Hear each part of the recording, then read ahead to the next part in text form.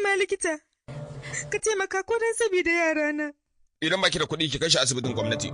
Saboda gaskiya anan wajen za a kashe kuɗaɗe. Wannan ita ce shawarar da zan baki. Abinda kika ga ya dace kawai ki. Yalla bai likita sai aka ji. Likita. Shikenan ba komai na yarda kai aikin naka bara in je in kawo kuɗi. To shikenan amma ki sauri.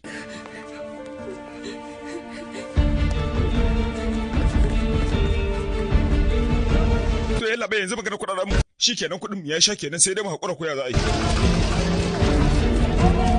Ajiya ina zaki ne haka?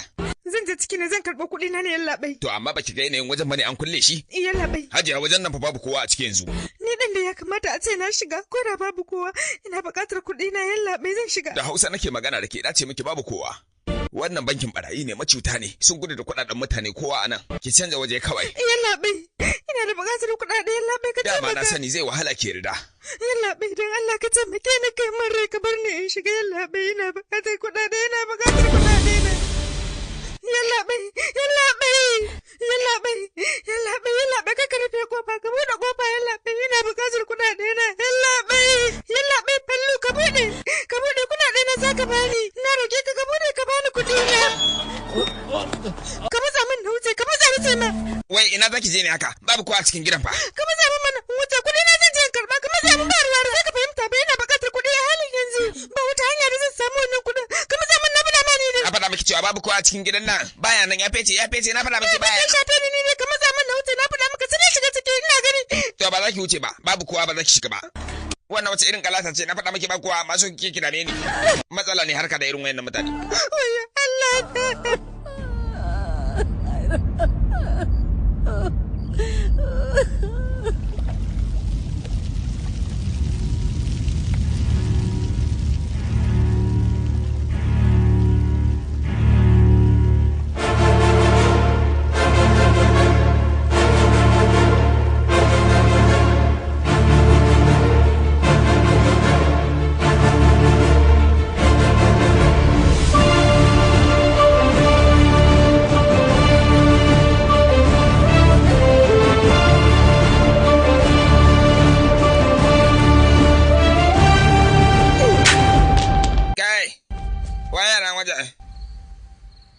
To kai ne kake mana jifa nan wajen to baraka gani idan na zo nan zan mamake ka ba.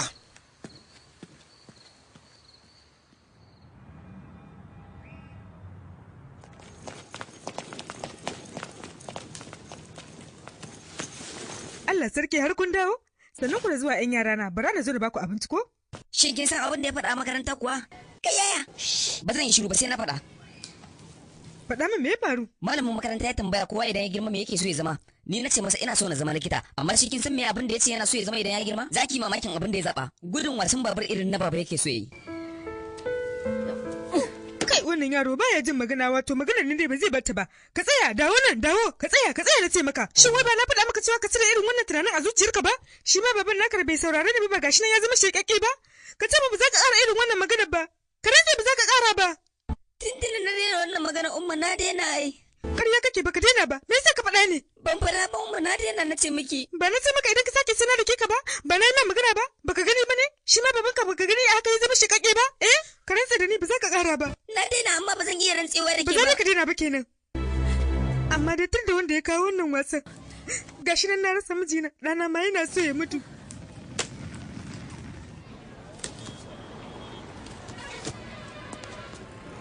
Yawa yara, da Allah a cikin kwaye zai kai wannan abincin yanzu. Minti 9 ake so a kai.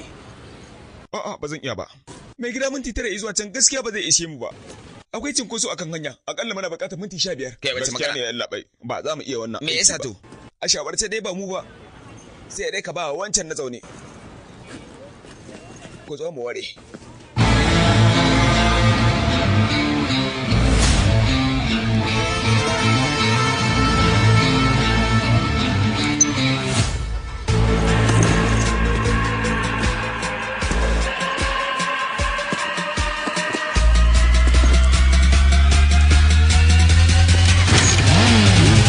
Let's go!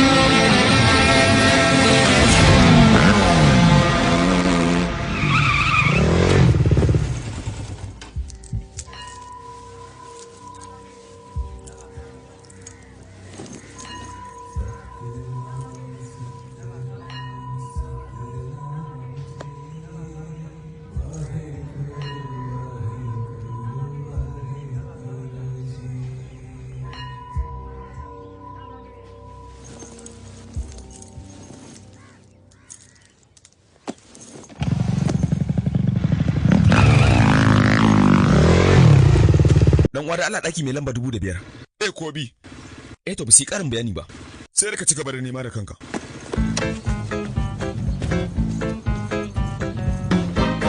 Wato wai dan ya kure mu shine ya sauri ya kawo a minti 9. To bari mu gani minti nawa zai dauka wajen hawa kafin ya gano dakin namu ma. Ai sai dai ta shan wahala banza. Nan ba zai iya ganewa ba cikin sauki.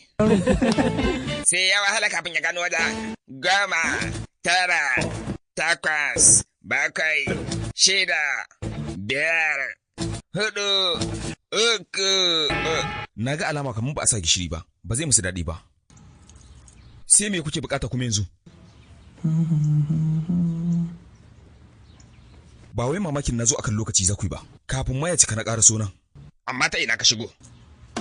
Kaga?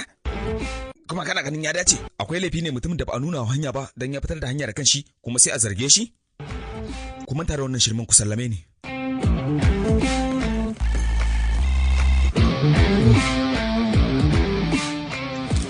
Kuna abu kamar wasu manyan yara bayan abincin sadaka kuke ci.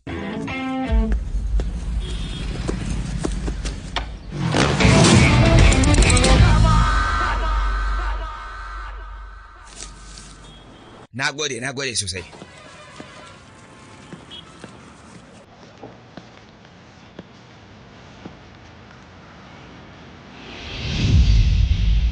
Na gode dan wa.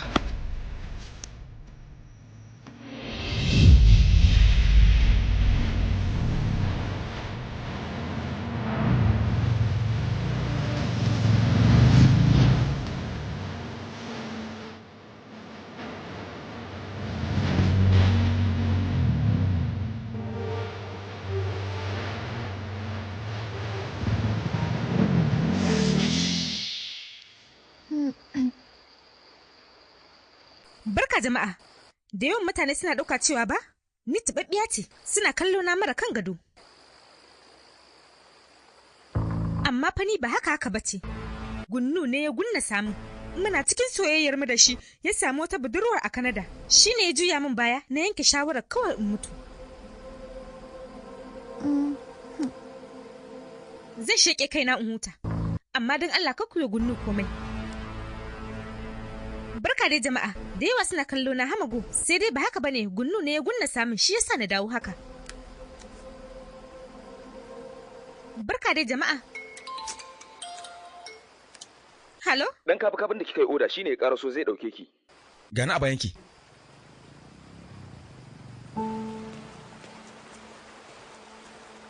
Me yasa zaka zo a wannan lokacin bayan sheke kaina ma zan yi? Ya hakuri to.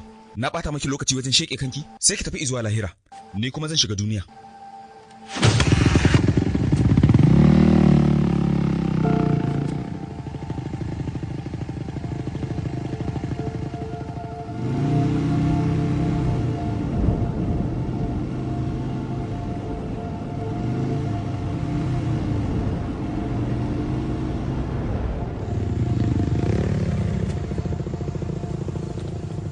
$150 kuɗinki. Tafiyar gudanar maka yi gaba ɗaya. Kafin naka na musamman ne da zai yi tsada? Ke zan yi wa wannan tambayar me yasa ne biki hau gama garin kabu ba? Yanzu zaki kawo uzurin baki fito da kuɗi ba. Zaki iya tura min ta banki.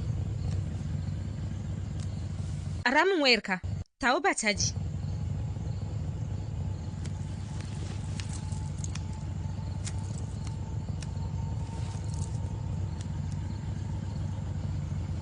Halo Gunnu, fito waje.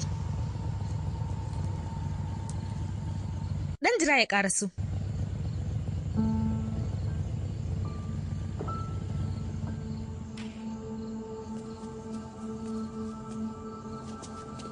A wannan lokacin me ya fito da ke haka dan Allah?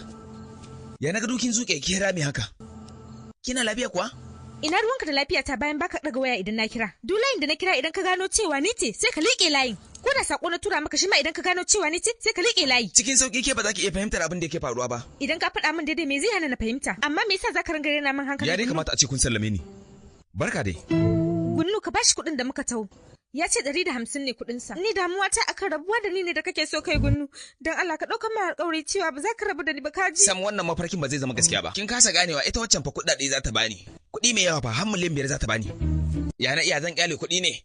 In ke masoya ta ce ai dole zaki goye bayana akan wannan. Idan na ce zan aure ki tamkar na sheke rayuwa ta ne. Me zaki bani baki da ko sisi fa? Amma ai da can ka san ina kashe maka kuɗi, kuma yanzu ma ka san ina kashe ma kuɗi. Gaba ɗaya nawa kika kashe min? Kuɗin bayan kaɗan ne. Baki kashe min 100 ba fa. Zai rubanya miki to. Ya dai kamata a tsere wannan lissafin a sallame ni. Bayan na tafi kwa iya ci gaba da yi. Waye ce ma ana tsoma mana baki idan muna magana mu biyu. Hama goma da aikin yi dan kabu. Kawai ki manta da ni. Gaskiya ni ita zan aura. Kaga aboki, dan kana gaban mace karka nuna min jarumta. Hakan zai sa haƙorinka ya tsinke. Ya kamata a ce kana rufe gaban rigarka. Yana rage zafin duka. Kada ka ja da ni. Ni kaina tsoron kaina nake.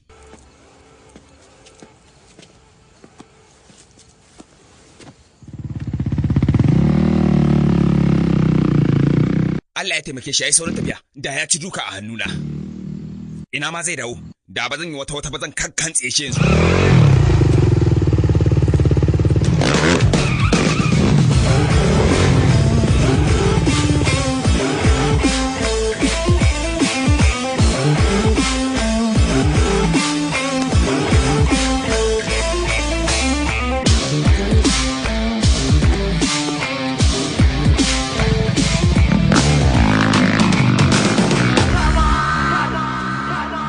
Za ki iya fecewa.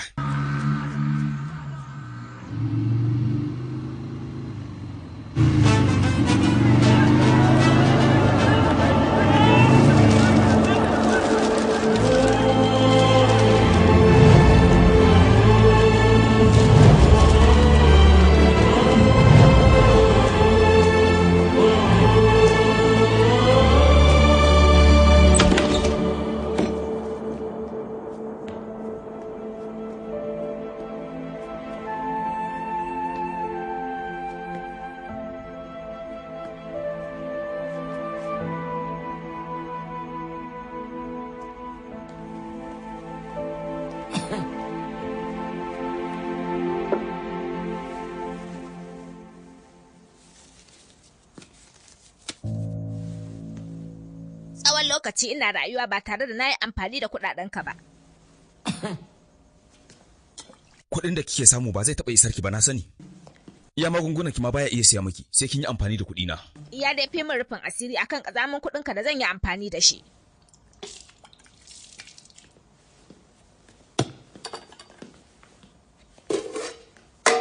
Ba zan yi amfani da wannan kuɗin mara tsarki ba, wanda ake guje-gujen babura a samu. Na faɗa miki na daina gudun babur, dakon abinci nake yi yanzu. Kin faɗa min cewa ba kya son wannan. Shi yasa na ajiye na daina. Na faɗa miki dakon abinci nake yi na kaiwa mutane yanzu. Shine aiki na.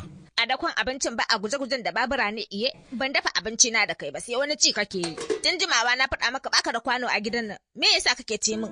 Muddin baka daina wannan wasan babur ɗin ba to babu ruwana da kai. Kenan ragowar abincin nawaye? Na yayana ne ba? Wanda ya manta da ke daina kula da ke? Bai manta da ni ba, kuma bai daina kulawa da ni ba yana sanar da ni. Aikin halaka ne ya yi masa yawa, shi yasa ni ma bana ganin sa. Shekara da shekaru ko inda kike baya zuwa.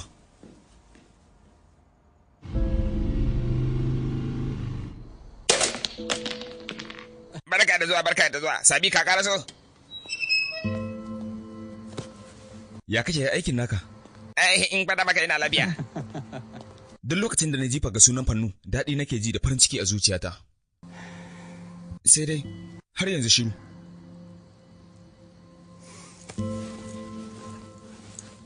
Gashi, wannan shine saƙonka. Yaran kirki Sabi. Ai wato, duk lokacin da ya shigo zan faɗa maka. Ga ashana. Har kullum dai tambaya ta guda ɗaya ce. Na faɗa maka karka damu Sabi. Da zaran Fannu ya shigo garin nan, kai ne mutum na farko da zan fara kiran faɗawa. Na san da hakan ai. Zan ci gaba da sauraron ka. Shi ne ai. Kullum gidan nan sabo yake ƙara zama saboda an gina shi ne da kuɗin haramun. Da kuɗin mutane ake gyara gidan ba?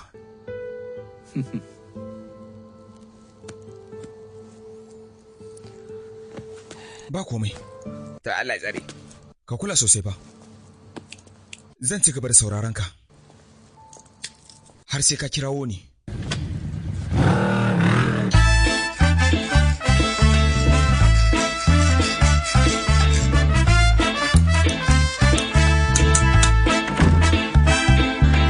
Ya aka yi me kake ne? Gyaran mabuɗi mana. Da alama ka samu wata sabuwar harkar ne shi yasa kake wannan gyare-gyaren. Me ka samu mana? An faɗa ma. Wata mota nake so na kwamushe. Duk da cewa mota ce mai daraja amma mai ita mugun mayan kuɗi ne. Yana da kuɗi ya ƙi sauya mota har yanzu. Idan na kwamushe ta kaga ko banza ya je ya siyo wata sabuwa. Haka ne. Irin wayannan mutanen idan suka kama abu ba sa iya rabuwa da shi. Ba sa kuma kyauta ba sa sadaka gaba ɗaya. Su kansu al'umma za su yi farin ciki idan ana kwamushe irin wayannan mutanen. Za su ji daɗi sosai. Wancan kuɗin ba da na yi kwamusa na samu. Ayan faɗa maka na yi siyayya da shi mai amfani. Siyayyar da za ka yi farin ciki kai ma. Me abin da ka siya da shi? Ayan faɗa maka bindiga na siyo. Laka. Ya dawo kenan.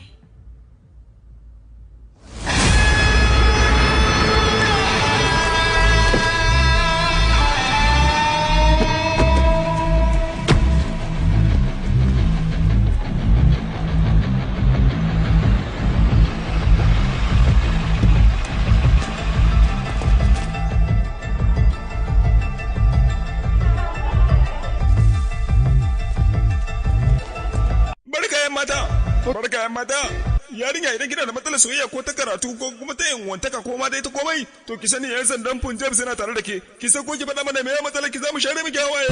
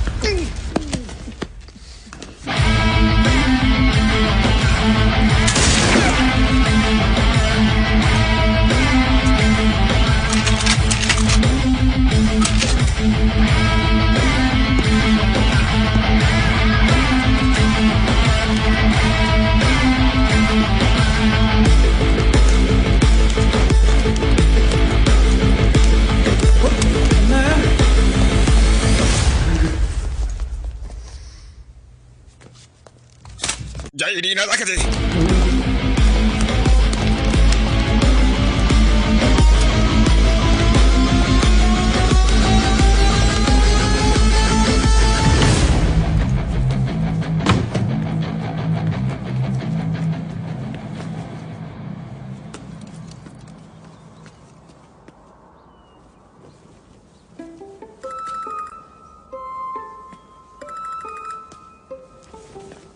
Ya na ganki akan katanga. Me abin da kake yi da bindiga kai kuma?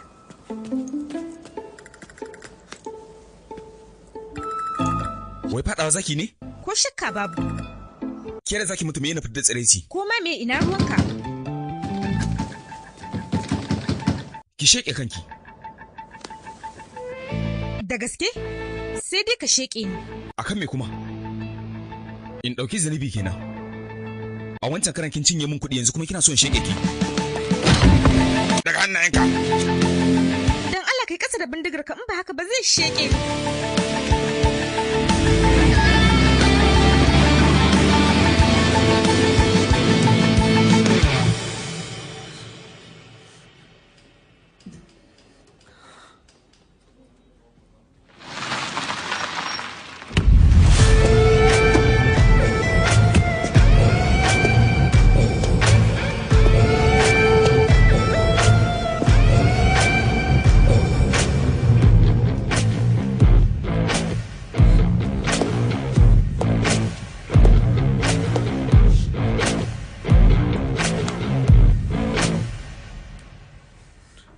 Lita nawa kake sha na ruwa? Kofin gilashi biyar labai.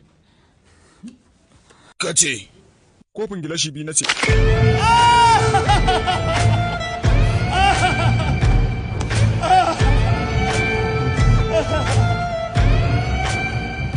ba ka shan ruwa da yawa amma ka iya harbi da yawa. Kuna shiga cikin mutane kuna yi musu harbe-harbe. Salon ku sheke dan ba ruwa na.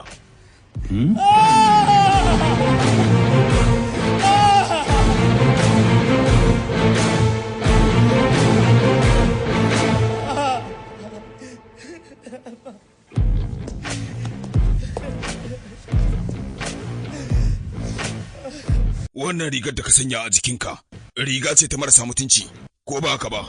Wa yalla bai. Wannan ai riga zamani ce. Baka taba ganin ta bane yalla bai. Ai ana ce mata wankan su waga ne. Waye ya baka izinin ka je ka yi harbe? Dan fashi ne kai ko kuma meye da zaka ringa harbi da bindiga? Yalla bai kare kaina nayi. Kamar ya? Kare kaina nayi. Bindiga shi tana da lasisi yalla bai.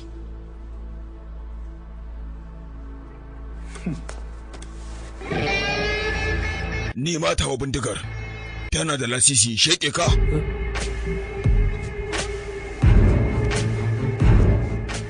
Zan yi amfani da bindiga ta mai lasisi, ni ma in sheke ka, sai dai kawai ba haka ake so ba. Zan gana maka azaba ta yanda ko hoton bindiga ka gani, za ka suburbada da gudu. Yalla mai nace dama ai an riga ma an ba da belin sa za mu tafi. Zo mu tafi da Allah. Raul, a ɗauke shi zuwa asibiti. A yi masa magani yadda ya dace a sa tsaro, sai mu ga abin da za a yi.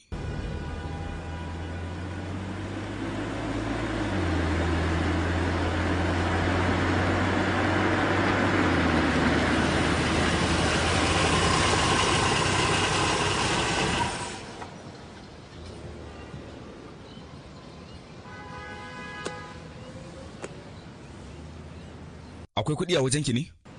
Mutumin da ya tsara sheke kan shi, me amfanin kuɗi idan ya ɗauka?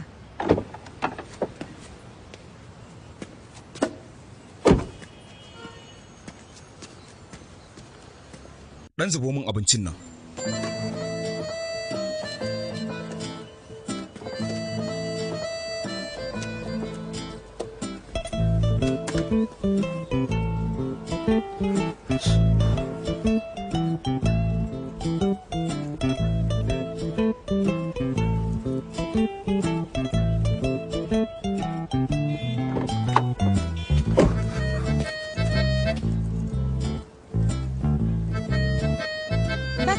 Gane cewa ni ma ina jin yunwa ya kamata na ci abinci a halin yanzu?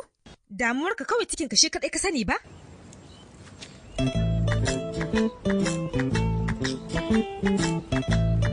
Ka sa a karo mana wani. Kina da kafafu ai.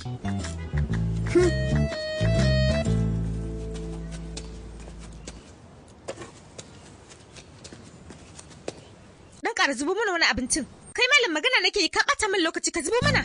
Ba wai kaɗan zaka zuba ba, da yawa zaka zuba, da yawa zaka zubo mana. Na tausaya wannan yarinyar sosai. Kana ganin yadda ta fita zari haka? Ashe dai gaskiya ne soyayya muguwar annoba ce. Kai amma na gode wa Allah da bana son kowa. Kalli fa yadda yarinya karama ta zo ce.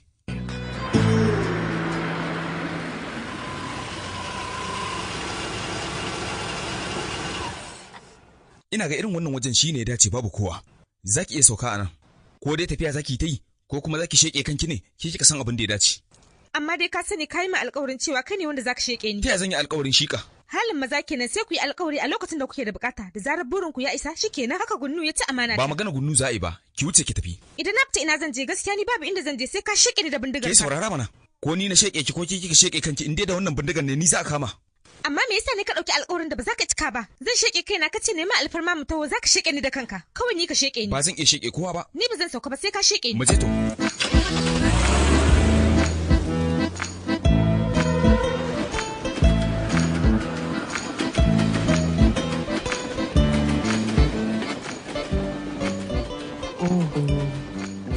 Allah sarki mun makara.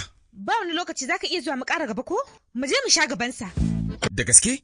Ani bana so na sheke kaina. Dama ke ce mai buƙatar mutuwa. Zaki iya zuwa ki tar gabansa. Amma za ka raka ni ba? Me amfanin hakan? Idan kika yi sauri za ki iya samun shi ba wai dole sai na raka ki ba. Da zaran ya je Rajpur zai dakata, ke kuma sai ki same shi. Ode letter mummy ne kal paadte. Me amfanin kunna wannan wakar? Dan ta zuga ki mana. Ina so ki gaji da jira ne sai ki fada ta nan. Kai kaga. Ni ce fa nake bukatar na zama shekakkiya. Komai tsawon lokacin da zai dauka zan jira shi a nan gurin.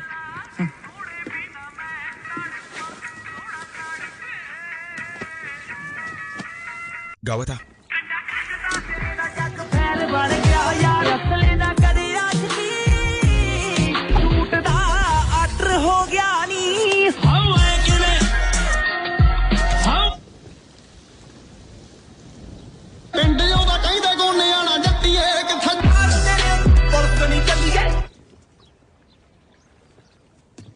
Me kake yi haka? Ina saurara ne domin na gane tahowa jirgi. Waya za ka ɗauko ka duba shi ne kawai. Wannan ita ce dabarar da muke ganewa, musamman mu mutanen ƙauye, ta hakan ne zai fi mana sauƙi. Jirgin Rajpur ya taso. Abin da kawai zai tsaye da ni a nan shine, ina so na ga irin salon mutuwar da zaki. Kai amma na tausaya miki, jirgi zai watsa-watsa da ke. Ni fa ina da tsari da kake gani na, hatta kayan jikina ma idan ka kula, ba na sa kaya sai kayan da yake da salo mai kyau. Gaskiya ne, kayan da idan ka je 'yan gwanjo za ka gan shi zuba da yawa. Waye bai san 'yan gwanjo kika siyo kika sanya ba? Ko ma dai menene ina ruwanka? Kai kaga, na ma sallame ka tashi ka bar nan gurin. Bana buƙatar ganin ka. Ya fi komai sauƙi. Dama ni ai ba mutuwa zan yi ba. Me abin da zai zaunar da ni a nan?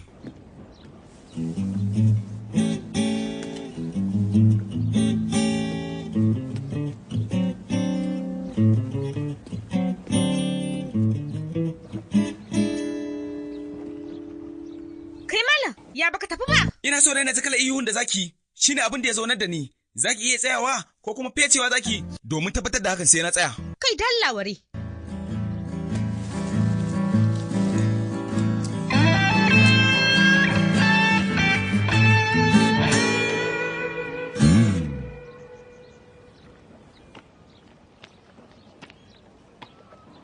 Hasashenka ya bada ƙarya har yanzu jirgi bai zo ba.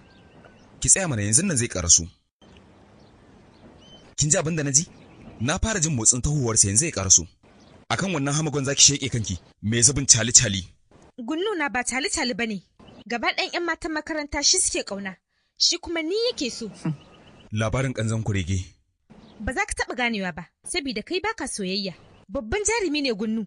Kowa da kowa ma san shi yake in gaya ma. A idan kika dama ai zaki iya ganin hakan. Dan wasan kwaikwayo ne kuma. In banda bakin ciki da ake yi masa, da tuni ya zama tauraro. Daraktoci ne suke yi masa mugunta. Kowa ma na iya danganta kanshi da wasan kwaikwayo. Kowane hamago na iya faɗa wa budurwarsa cewa shi jarumi ne. Ai in faɗa maka wannan ba wasa bane. Gunnu na jarumin gaske ne.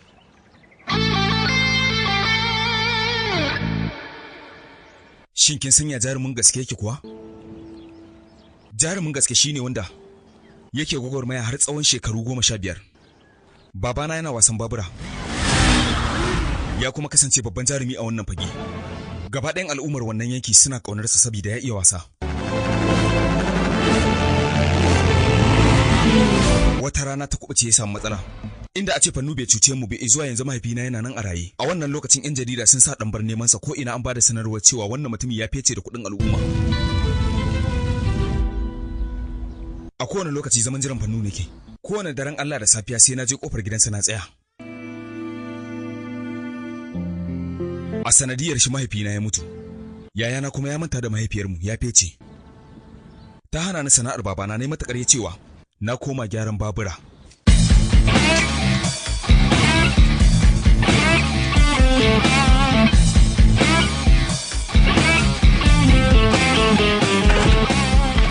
Kowanne babur aka kawo min gyara da wannan babur ɗin ne nake jarraba sa'ata akan 'yar tsere yayin da na je gwajin gyara.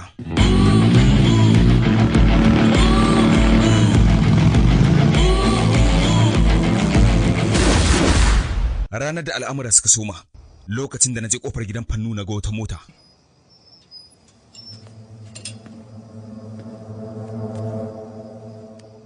A wannan lokacin sai na ga wani mutum ya fito daga cikin gidan, ban san me alakar sa da shi ba.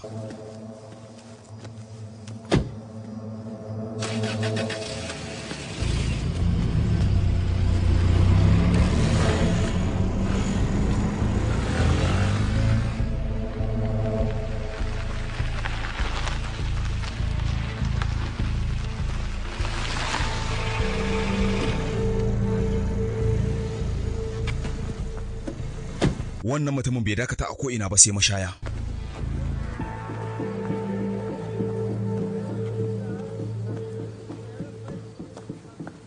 Ka sake mana ruwan da sai na fasa ma kwalba kai na fada ba.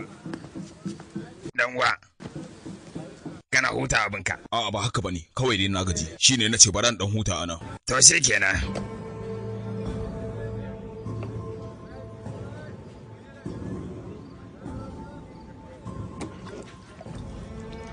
Hakan za a yi. Ka kiyaye. Ai ka san baka da matsala da ni irin wannan. Dan uwa na sani amma ka lura. Zan tabe sai ka ji wayata ko? To shikenan.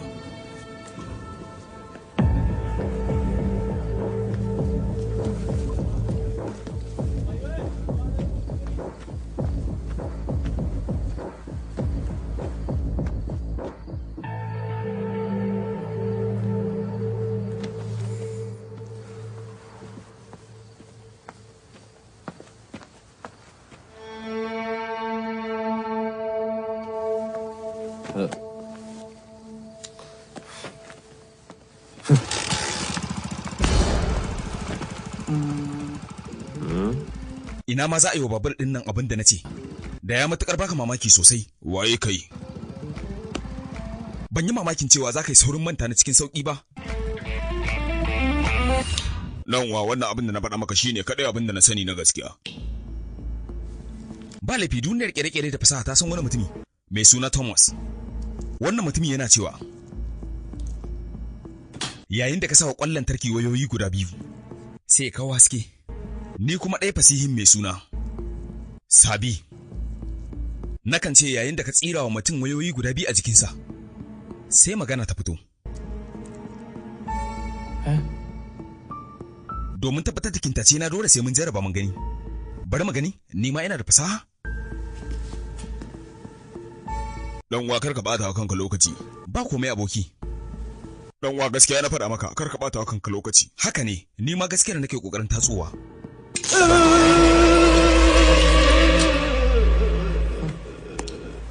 Laka ne laka. Ka tabbata shi ne? Ƙwarai ɗanwa. Me alaƙar ka da shi? Ina son cikakken bayani. Sabida bana da wata matsala da kai. Idan ka taimaka min za a yi komai cikin lumana ba tare da an cutar da kai ba.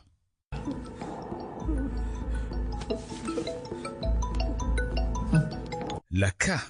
Ɗanwa al'amarin ba wani bane. Babu ruwa na ɗanwa, ina yin aiki na ne domin kula da ahalina. Sana'ata shine guje-gujen babura. Ɗanwa don Allah ka taimaka. Ina kake buga wasan? Bangon mutuwa.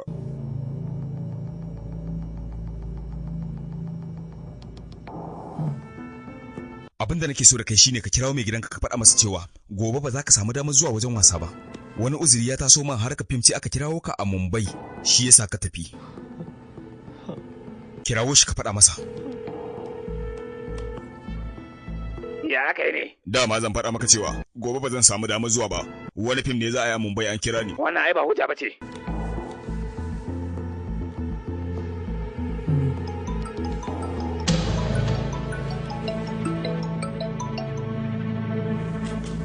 Ka jira ni.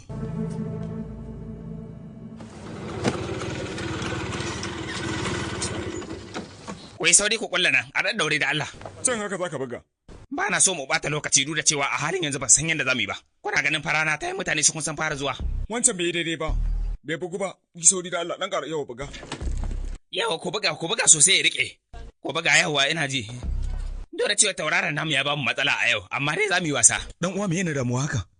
To ya za yi ba zan damu ba. Wanda zai zo yi mana wasa ya fece ya tafi aikin fim a Mumbai saboda shi hamago ne.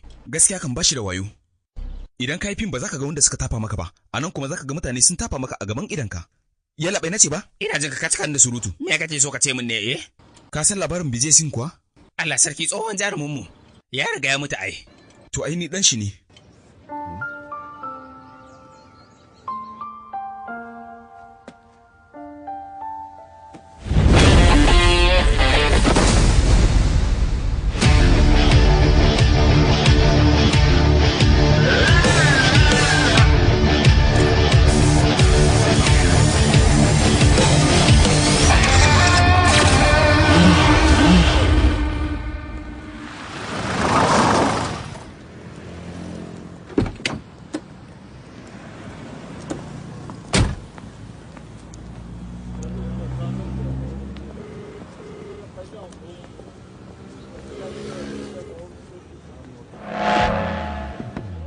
Halo.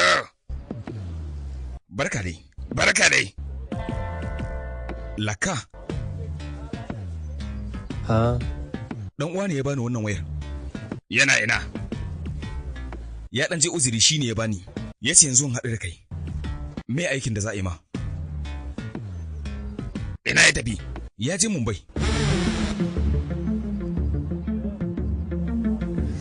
Aiki na mai matakar wahala ne.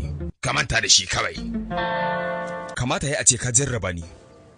Masoyi jarraba ne ya kamata a ce ka yi fa. Ka tsaya ka kalli wasa na mana. Sabi bismillah. Ina zuwa.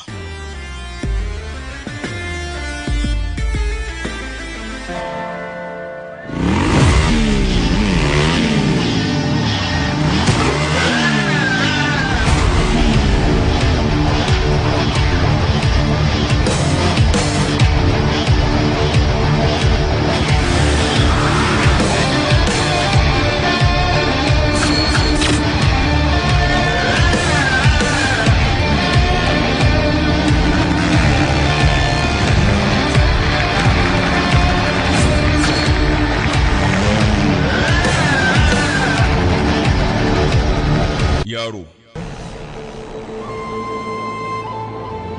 al'amura da dama masu sauƙi ne a mafarki, a zahiri kuma wahala gare su.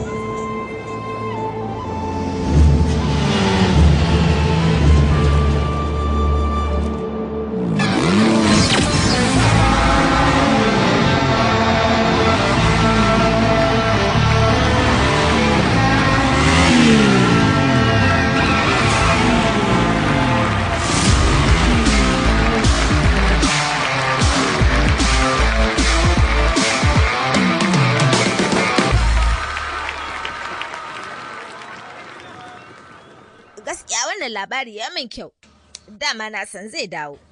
Ina farin ciki idan ya dawo kuwa, za mu samu kuɗaɗenmu. Gaskiya dai haka ne. Ƙwarai, ni ma an bani wannan labarin. Shi kenan to, al'amura suna dai ta ƙara ci gaba, na gode. Ai idan aka yakan kowa zai yi farin ciki. Halo? Kyakkyawan labari ne. Yaro wanda ya fesi mana da kuɗaɗe tun kuna yara, na ji labarin zai dawo. Tsawon lokaci muke jin irin wannan labarin amma har yanzu shiru. Daga yau a ce gobe, daga yau a ce gobe. A shawara ta ba? Ya kamata ki ɗauke kai, dole zai biya ki wannan kuɗin naki. Ni ina mai tabbatar miki cewa wannan kuɗin naki sai ya dawo za a biya ki kuɗin ki. Amma yanzu ki manta da maganar waya, ki share kawai. Ka gama wasan ƙiriniyar naka aka dawo gida, sai ka je kai ta yi ai. Je ka, babanka ma ai aka ya zama sheƙaƙe. Haka ne, shafaffe da mai sannu, kai kaɗai aka zuba abinci. Ba na farantin ka in ci, na san cewa idan na bar wannan farantin ba zan ci mai daɗi ba. Ka ba shi abincin sa ya ci, bari an zubo maka wani, ai dama zan zuba ma. Dama na san za a zuba min amma ba za a zuba min mai daɗin da ya kai nashi ba.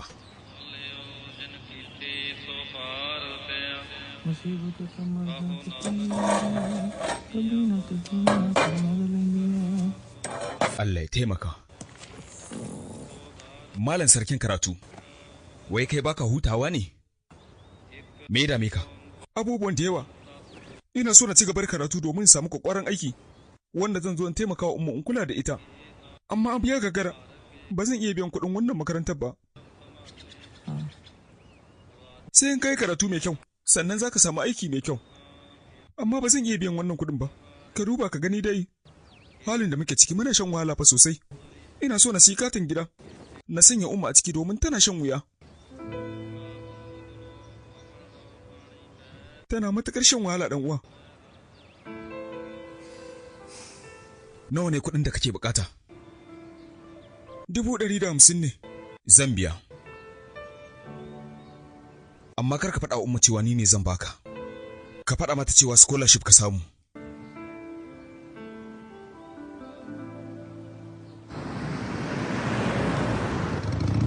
Ka tabbata cewa baka da tsoro duk abin da zaka sani.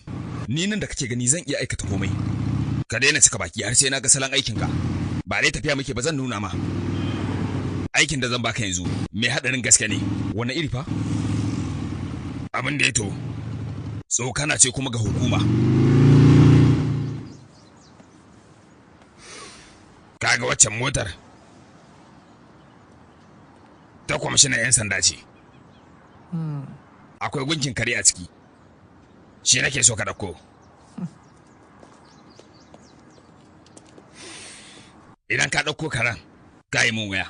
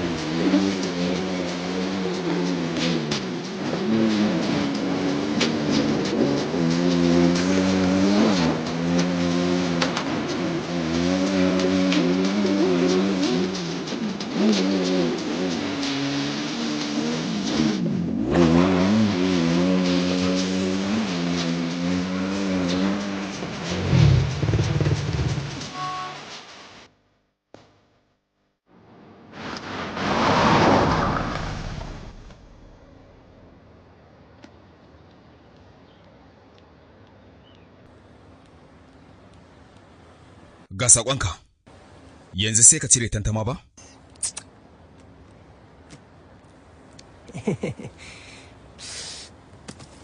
Kafin alƙalami, kafin ragowar su zo.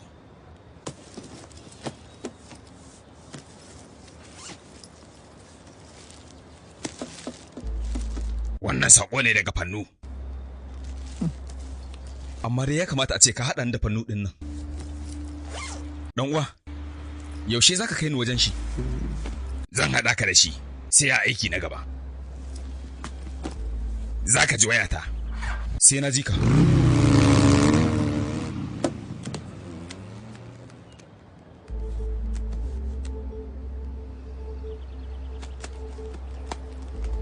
Mun samu mutumin. Zai mana amfani sosai. Za a ƙaru. Zai taimaka mana.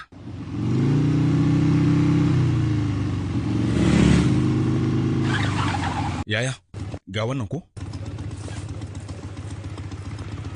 Kawo ƙyallenka in sanya ma.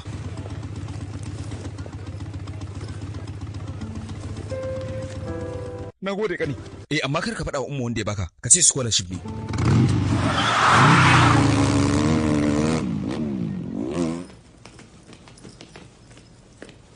Ka yi haƙuri da jirana.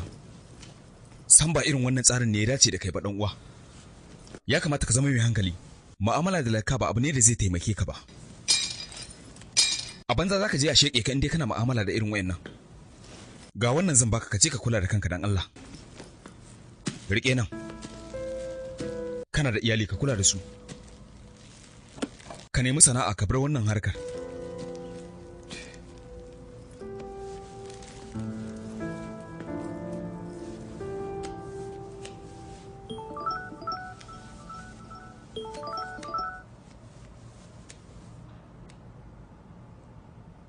A wannan waje kenan. Wannan kira da yi min ashe wata kullalliya ce aka kullo. Domin san a haɗa da Fannu, na ce kowane irin aiki zan yi.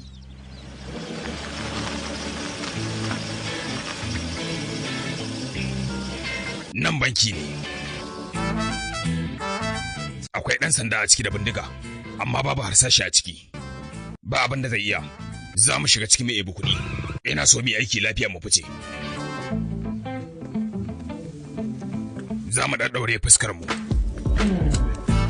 Za mu shiga ciki ne yayin da ma'aikatan banki suka tafi hutun cin abinci. A daidai wannan lokacin shi kanshi mai gadin ya yi liƙes. Yayin da hankalin kowa ya tafi zuwa cin abinci cikin nutsuwa ba tare da manyan harbi ba, za mu kira hankalin kowa ya dawo kanmu. Za mu yi amfani da bindigun hannunmu. Mu nuna musu domin su razana su ebo kuɗi su bamu. Abin da za yi kenan. Duk wanda ya motsa zan shege shi. To ina shi shugaban bankin?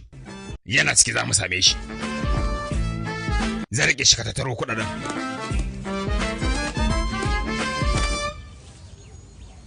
Gaba ɗaya kuɗaɗen za ka bani. Na rantse su kenan. Ka zo mu fita idan ka karba. Ka wuce kawai.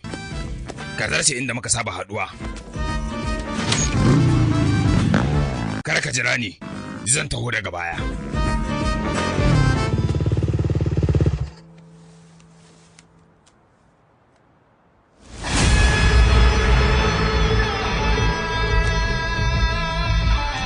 The number you have dialed is not reachable. The number you have dialed is not reachable.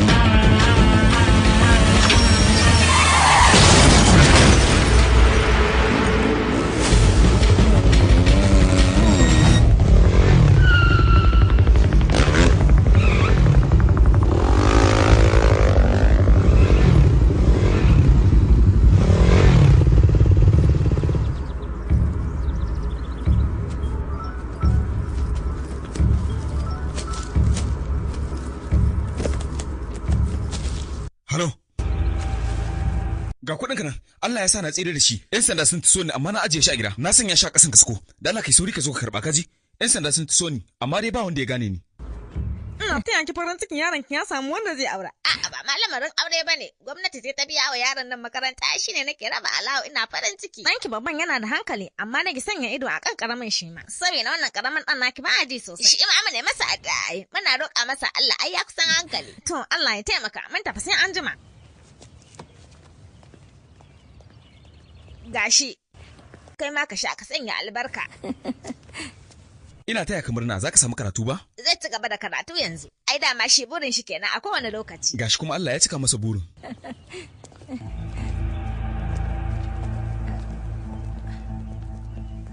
Yawa yalla bai gashi can tsaye. Zo mu koma cikin gida.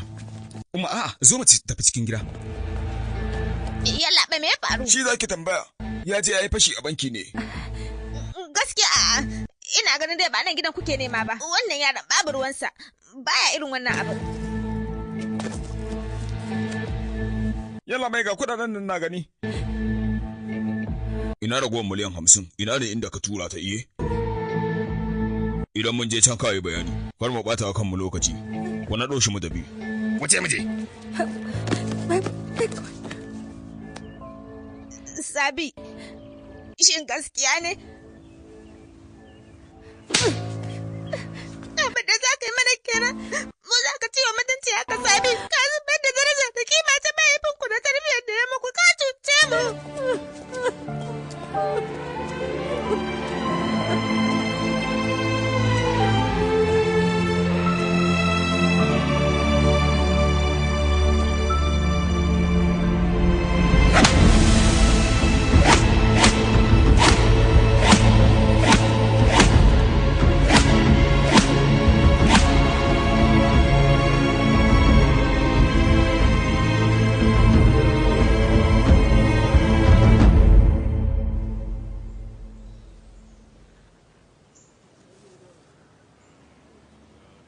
Tsawon lokaci ban sake jin ɗan uwanka ba.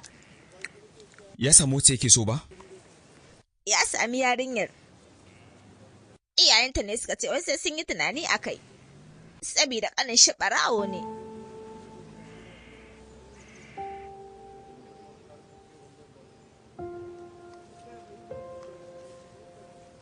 Me yasa ne ya daina zuwa wajenki?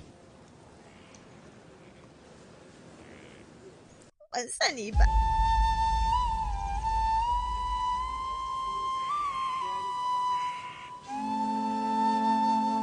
Sabi,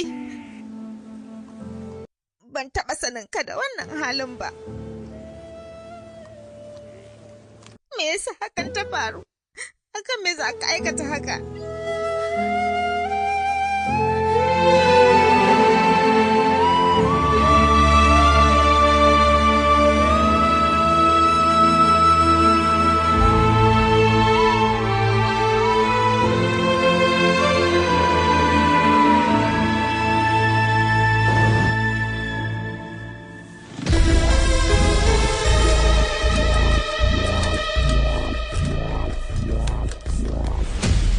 Ya cewa kenan za ka yi abinda aka yi maka bai ishe ka ba.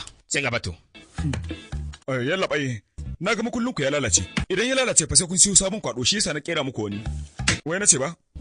Wancan mai kwale-kwalen fa. A wancan da kake gani babban barawo ne, akwai tuhume-tuhume akan shi.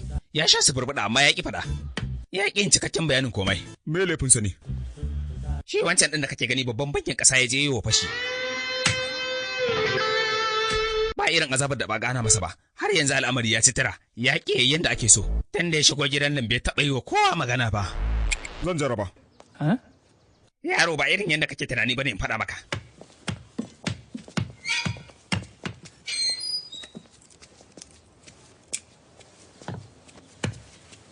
Ranka ya daɗe, barka dai. Barka da 'yan kwale-kwale. Ai kai tamkar gunkin hanuman ne ga ƙananan barayi irinmu. Na ji labarin ka, abin ya bani mamaki sosai, irin satar da ka ƙurmusa. Ina so in ɗan zama mai maka hidima. Ma'ana hadiminka.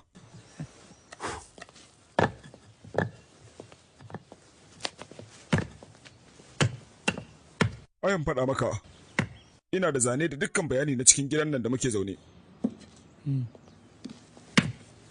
Idan ma 'yan mata kake so a kawo maka, kana da waya a hannunka? Nepal daga ina kika zo ne wai? Wani yalla mai daga ƙauye nake, amma tunda na samu aiki ban koma ba. Haka ne? Sosai.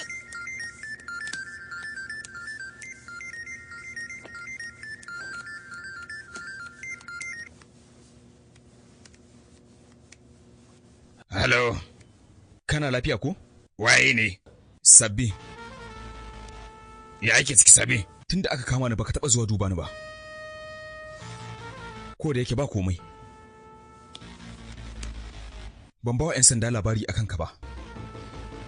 Fata na wannan ragowar kuɗin da yake wajen ka zaka adana mana shi.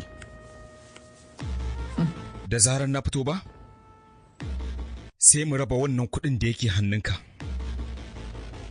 Na tabbata cewa ba za ka kashe wannan kuɗin ba. Ka kula da su kamar yadda kake kula da kanka.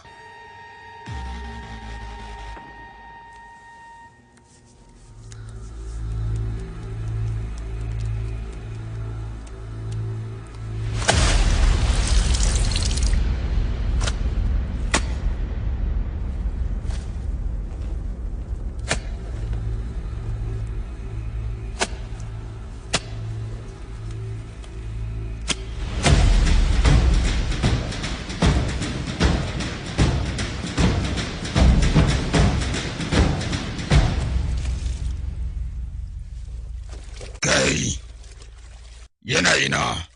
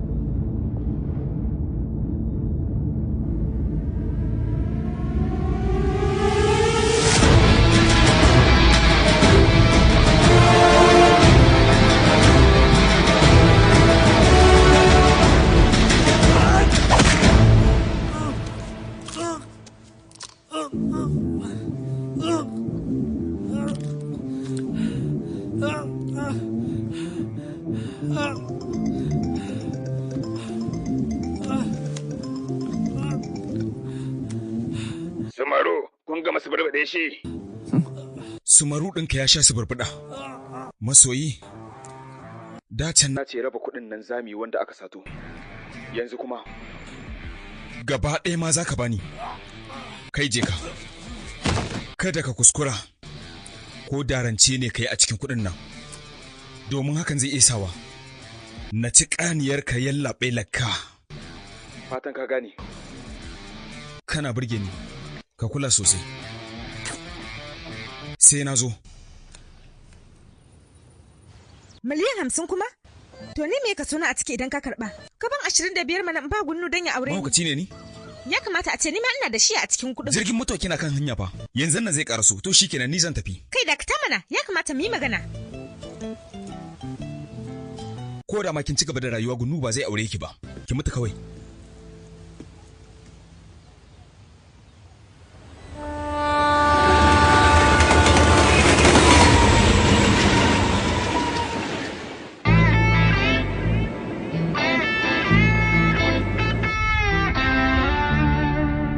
Ban yi tsammanin cewa zaki daga ranar mutuwar ki zuwa wani lokacin ba.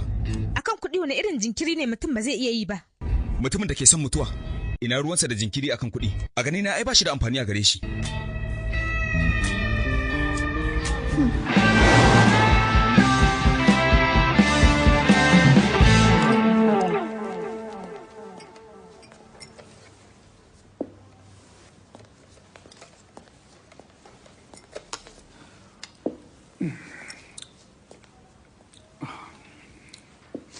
Kuma bayan labai yana fara maka shine wannan yaron da ya rike bindiga.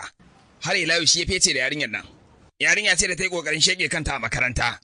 Shine ya garkuwa da ita. Amma abin da yake bani mamaki, da muka je roƙon mu take yi akan cewa kar a yi masa komai in ba haka ba zai iya shege ta idan aka taba shi. Shine kuma yaron da ya fashi a lokacin nan aka rasa wannan kuɗaɗen. Shi wannan ɗayan da suka zo fa. Sunansa Lakka. Lakka kenan wannan. Can wata rigima ce a tsakaninsu ni ban san me abin da ya hada su ba. Ban san me dalilin da yasa yake so ya sheke Lakka ba da bindiga. Wannan ragowar kuɗin da ake nema yana wajen Lakka. Ko kana da tantama akan hakan? Lakka za mu bincika. A ina na ga magana yalla bai. Kawai dai bana tunanin hakan ne. Daga yanzu to ka fara tunani. Akan haka yake bibiyar shi. Zan nuna masa yadda ake kafce.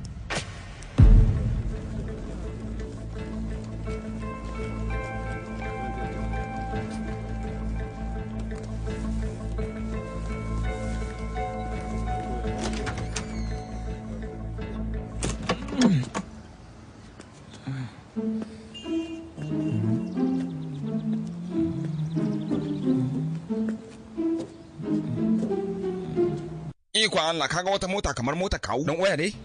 Kana kalle mun mota. Dan uwa motar ce ba haka bane. Mota ce kamar mota kawu na ganin yalla mai. Kawun ka shi kadai ke da irin wannan motar? Komai da iri ɗaya ne da ita. Ka tabbata cewa har lambar iri ɗaya ce? To ba dan duba. Wannan dan uwa ita ce. Shikenan kuma ba za a yi wani irin wannan lambar ba sai shi. Taku akwai rediyo wannan babu. Leka. Kan sai ne gaskiya. Ta ma akwai rediyo wannan na Allah ka ya kure na uwa ya kure.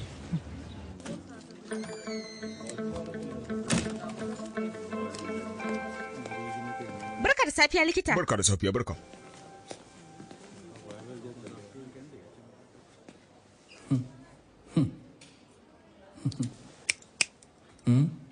Malam nan fa asibiti ne ka ji ko? Ba wai ofishin ku bane na 'yan sanda. Kai zo mu je a duba ma ciwo. Da kai nake. Ka zo mu je za a duba wannan ciwon naka.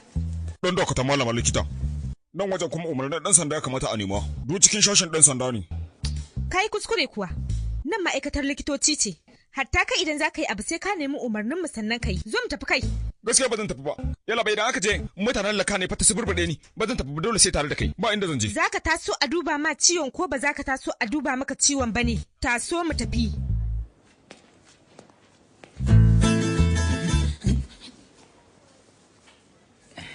Za a duba ni. Ga nan zuwa ranke da dai sauri da Allah ganin. Sauri mu tafi sauri.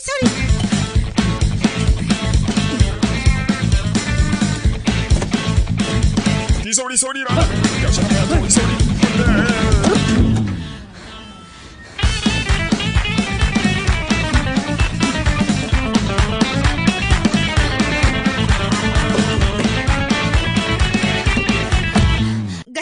Waye to?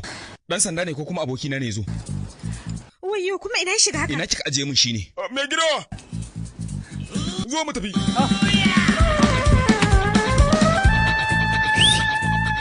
Ga motar kawunka nan na aje maka. Na ware.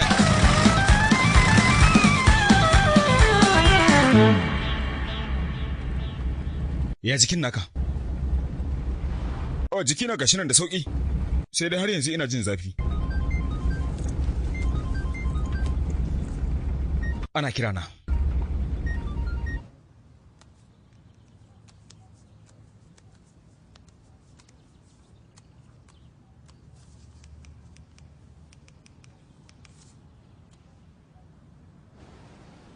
Umma da fatan kina lafiya. Karka wani ji daɗi ba wai kai zan kira ba wai ce ta kira ka. A cikin wayar ki lambobi kawai kike da. Lamba ta da ta wanda baya neman ki. Ya manta da ke ba abin da ya dame shi da ke. Na san zaki tambaye ni ina lafiya. Ƙarya kake bai manta da ni ba. Kowane lokaci ina cikin ran shi yana tunani na aiki ne ya hana shi zuwa.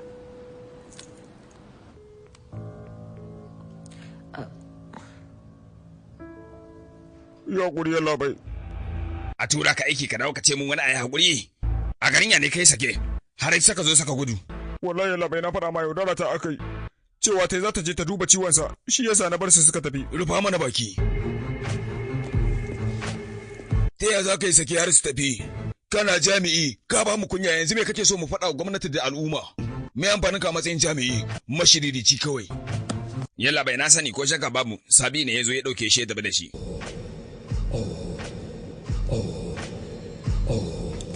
Ga wannan. Kara da wannan baba. Na gode yarinya. Baba ga wannan duk sai ku ƙara. Baba kar ku ci komai, ku zake ku ci abinci yadda ya kamata. Umma, ke ma bara a zuba miki ko? A zuba. Ba karamin sa'a maka ba mun samu sarki mutumin arziki wanda yake kulawa da mu da irinmu. Ka ji ana baka kofa, ka je ka duba ka gani. To shikenan, bara in je in ga waye shi ma dai kamar ni.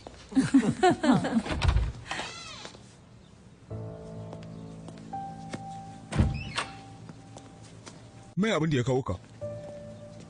Ba wai na zo ne haka kawai ba dan radin kaina ba. Ba wai yana nufin cewa in karka zo gidan nan ba, amma dai ka san cewa matata ba ta kaunar ganin ka ba?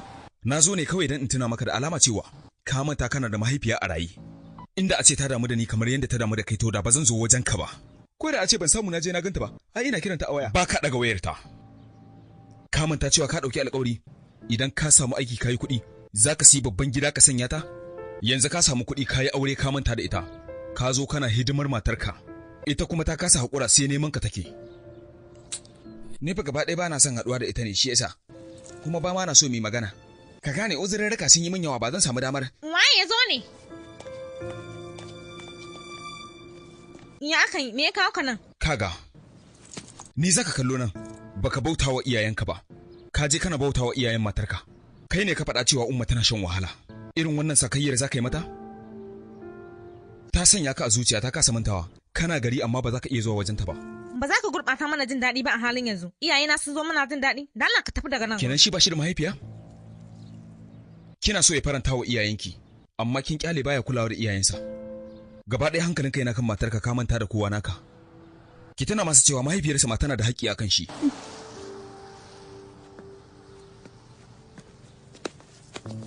Zo mu tafi na Allah. Na ji tana wasu maganganu. Ko in ce kin tsama ita ne? Wannan abin da ya shafi ahalina ne. Mu je zuwa ko? Kin ga Umma ba wani abin da ya faru lafiya kalau fa ina nan. Mun kusa mu fara jarrabawa ina karatu tukuru ne shi yasa. Ki daina kira idan na samu dama ni zai ringa kiran ki kin ji? Tsawon lokaci kenan yanzu da aka nemi. Gaba ɗaya na shiga damuwa. Tun bayan 'yan shekarun da aka nemi wannan bawan Allah aka rasa, yayin da aka kulla wata harƙalla da shi, mutane ke ta faman neman sa, wasu sun haƙura wasu sun manta, gaba ɗaya labarin ya shuɗe. Kar kai magana abin da ya shafi ahalina ne wannan. Iyali da dama sun rasa abubuwa da yawa sakamakon batan wannan bawan Allah. Shin yana nan a raye ko kuma me ya faru da shi? Bata yayi ko guduwa yayi, sace shi aka yi ko kuwa? Kai ma haka ka faɗa min ɗazu. To dai Allah ya kyauta. Haka zalika irin wannan abu ne ya faru a cikin wannan gari namu, wato Malam Fannu. Bayan da mutane suka gama tarar kuɗaɗensu lokaci da aka nemi Fannu aka rasa, ga ma'aikaciyarmu za ta ci gaba da yi muku ƙarin bayanai a kai. Tun bayan da mutane suka tara kuɗaɗensu masu yawa aka nemi Malam Fannu aka rasa, wanda Lakka ya ci gaba da kulawa da wannan kamfani. A halin yanzu kuma Lakka ya ajiye wannan kamfani ya ce ba zai iya ci gaba da gudanarwa ba. Shin masu kallon mu kuna ganin cewa Fannu zai dawo wannan gari ya ci gaba da gudanarwa ko kuma ba zai dawo ba? Majiya mai ƙarfi na nuna cewa Fannu zai dawo cikin wannan gari. Domin kuwa abokin aikin shi ya ajiye mai ya daina kulawa da wannan kamfani.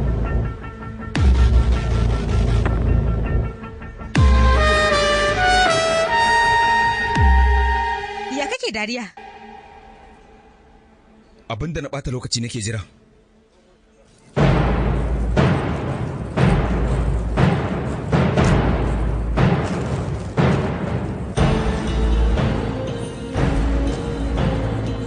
Barka da zuwa, barka ya labai, barka da dogon tafiya sannu.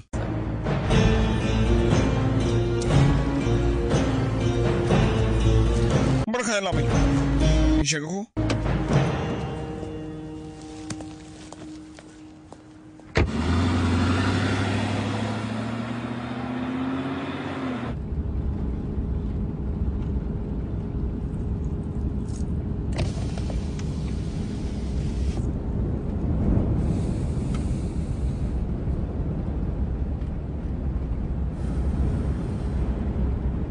A can kasar waje akwai 'yan mata masu mai da tsoho yaro ya labai. Mu ma da nan Indiya ba a bar mu a baya ba.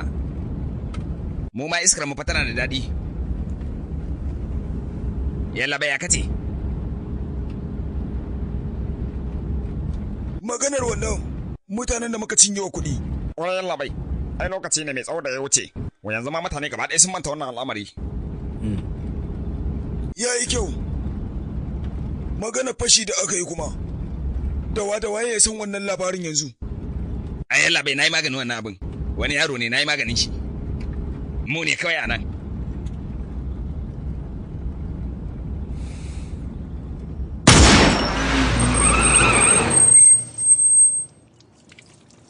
Bayan ka shanya mangwaro, sai ka jefar da ƙwallon ka wanke hannunka.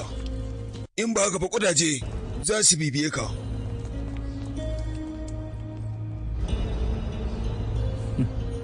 Kai ba zan sheke ka ba. Na gode ya labai. Abin da za a yi yanzu, mu shiga kafce na gaba. Ya sunan yaron ma? Sunansa. Sabi sunansa. Shi ma sheke shi zami. Ya yi daidai labai.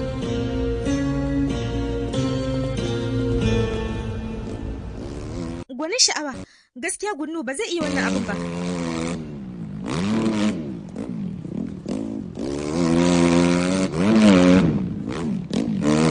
Wai wannan farin cikin da kake yi na menene haka ne iye? Kina so ki sani?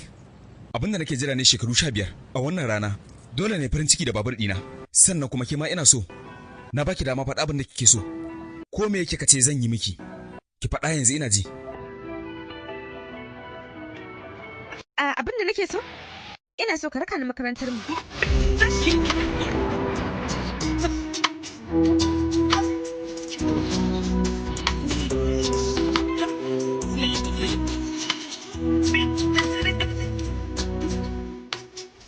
Gunnu.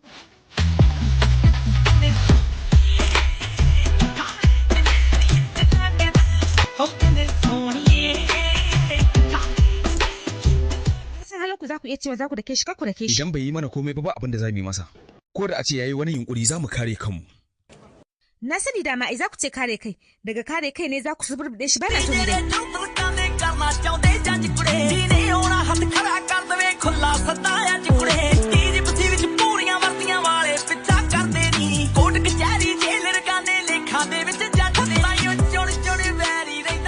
Ba ni bindiga. Ita ma ba za ki bar min ba? Ki riƙe wannan to.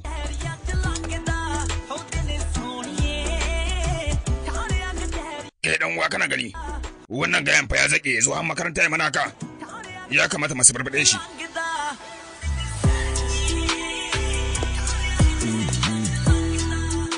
Kaga yana wani motsi. Da alama yana da rabon shan duka. Don Allah ka bani da shi ya labai. In su barbade shi. Ba ruwanka da shi. Ma afka musu. Wani ya kamata a ce mun nuna musu bambanci.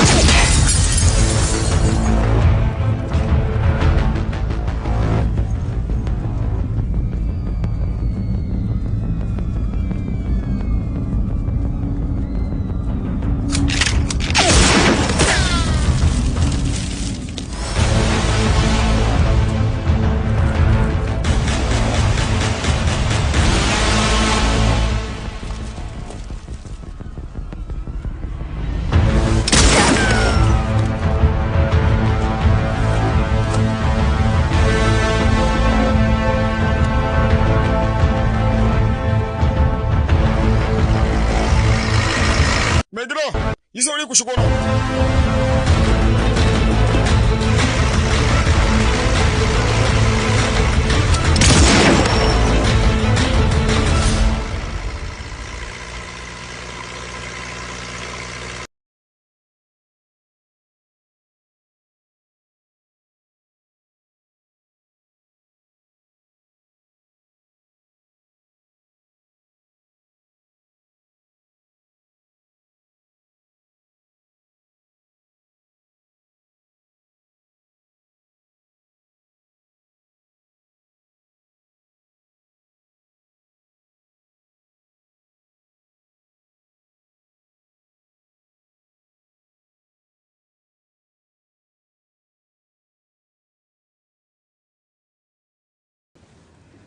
Za mu tafi.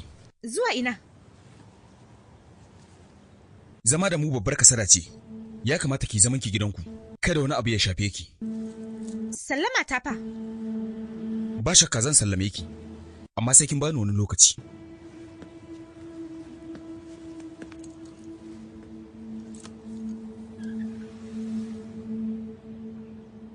Halo Sabi, fannufa ya ƙaraso. Amma fa akwai tsaro mai yawa. Ba matsala ta bace. Zan shigo.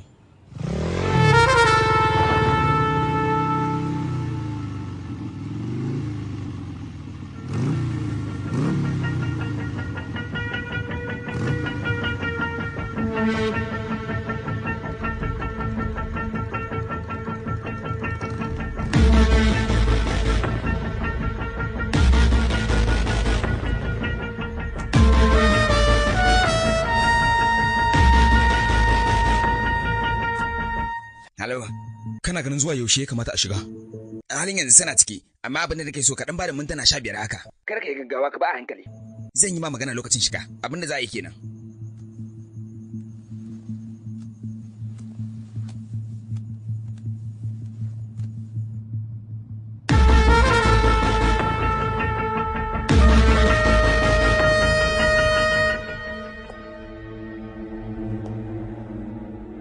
Aikinmu ba a saba lamba. Ya aka yi kai ka saba lamba? Me yasa ne za ka yi kuskure aka? Kuma ka san bana yafiyar kuskure. Lalle ka kiyaye.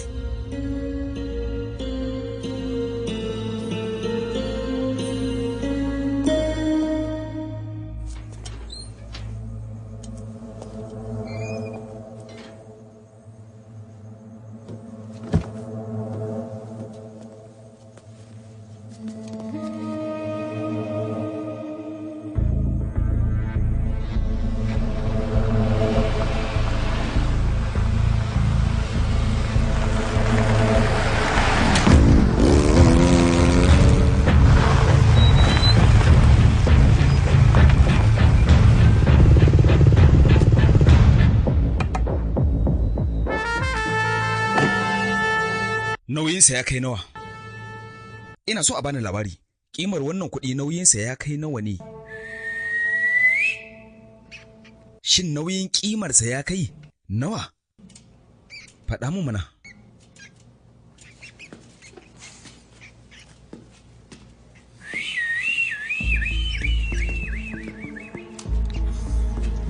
A wasu lokutan zama mai cikakken hankali san ba shi da amfani gare mu. Ba laifi bane kowane gida a ce an samu mai kunnen kashi. Ka san me babban abin kunya kuwa? A ce an samu maci amana. Kana da abin cewa? Ko na matsa bindiga ta? Harsashin bai zo a daidai ba. Bari mu gani a karo na biyu. Wataƙila na yi nasara. Zama mai kunnen kashi ba wani mummunan abu bane. Amma cin amana hakan yana iya rusa tsarin gida. Ko kaɗan ban iya yafiya ba musamman ga wanda ya ci min amana. Saba lamba karo na biyu. Ina ta saba lamba ya haka? Na tabbata wannan ba zan kuskure ba. Kunnan kashi ba wani abin ku zo mu gani bane. Amma cin amana na ruguza iyali.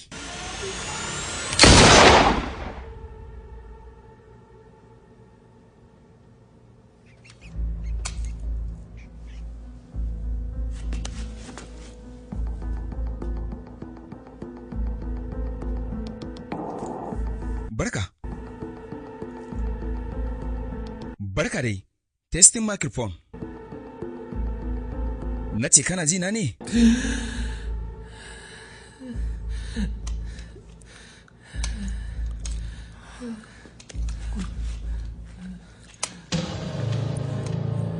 A wannan lokacin ba wai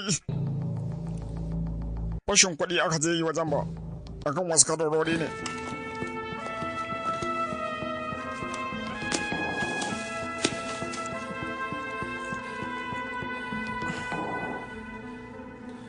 Amma me yasa za ku yi abinku? Saboda renin hankali kuka sani. A matsayinka na shugaban banki ba sai kai komai ba? Bara in goge ma jikinka. Bai kamata ba. Bai kamata na yi ma komai ba.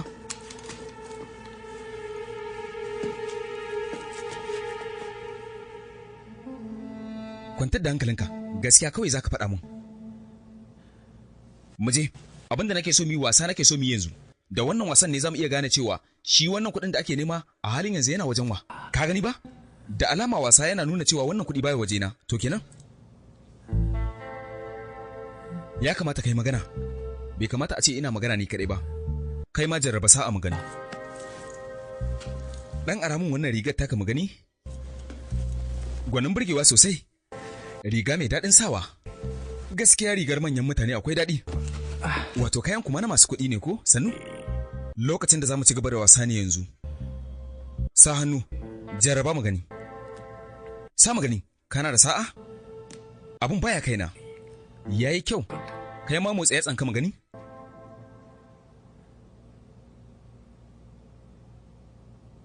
Ka motsa mana magano gaskiyar inda abu yake. Gaskiya zan faɗa maka kuɗin nan baya inda kake tunani. Yana ina. Kadda ya ce yana wajen laka, abokinka. Kuma na ji labari ka sheƙe shi ba? Ka sheƙe shi ba? Wayyo Allah ya sheƙe abokin shi akan kuɗi. Wannan wace irin rayuwa ce akan kuɗaɗe mutum ya sheƙe abokinsa? Gaskiya na jajanta wa kaina. Yalla bai zan faɗa maka inda kuɗin yake.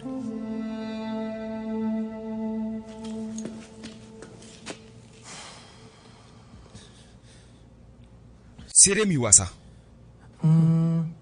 Ha.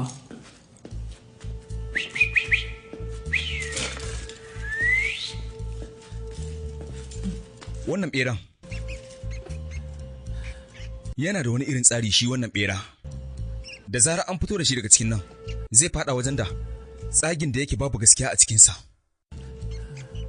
Shi yasa, kar a yi rashin adalci na fito da shi yanzu, bara mu gani abin da na faɗa gaskiya ne, a jarraba.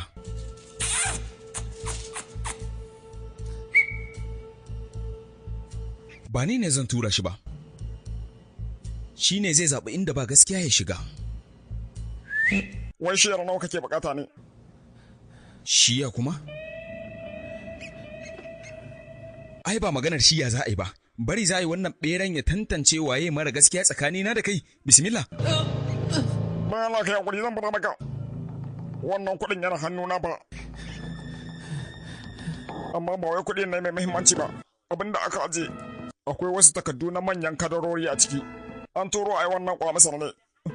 Saboda ana so a sace wannan takardu. Lakka shi ne ya san cikakken bayani a kai. Takardun da aka yi ba suna ina. An kai su banki. Hallau kuma banki? Barnona ya ɗauke su ya kai su wani banki ya sa a cikin loka. Daga wata loka aka ɗauke su, aka mai da su zuwa wata loka. Takardu ne na manyan kadarorin da ba a san inda kadarorin suke ba. Bayanan yana cikin takardun kuma ba wanda ya karanta.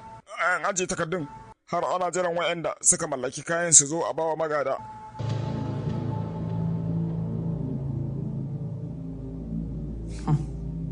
Ba shakka sai na ci ƙaniyar fannu. To amma ta za ka iya samun su ne? Fashi zan je na sake yi na ɗauko su. Na gode sosai da wa'annan bayanai da ka suburbuɗa min haka. Ka daina kuka mana, kai da zaka zama shekakke kuma? Ba Allah Sabi karka shege ni, ina da yana, ina da ƴaƴan shekara 8. Ta karama ce dan Allah Sabi. Nuna min hotonta. Ga shi.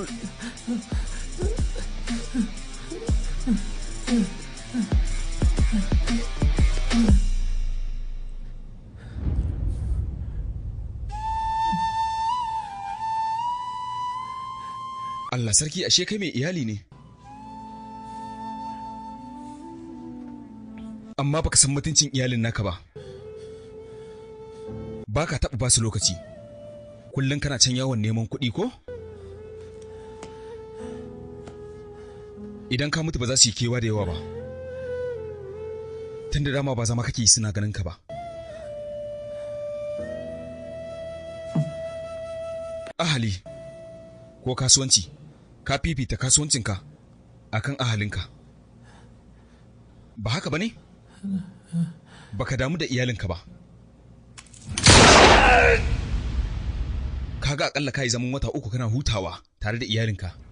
Zan ɗauke ɓera na mu yi tafiyar mu. Mun barka lafiya.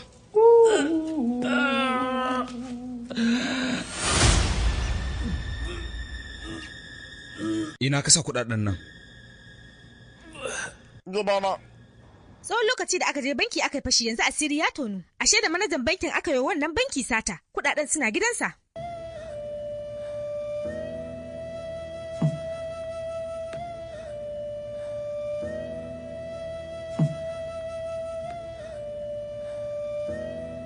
Yalla bai ka ji abun mamaki.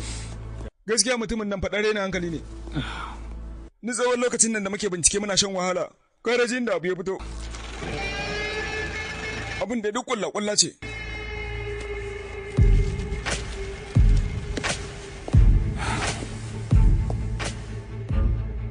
Wannan babban abin kunya ne ga wannan hukuma tamu.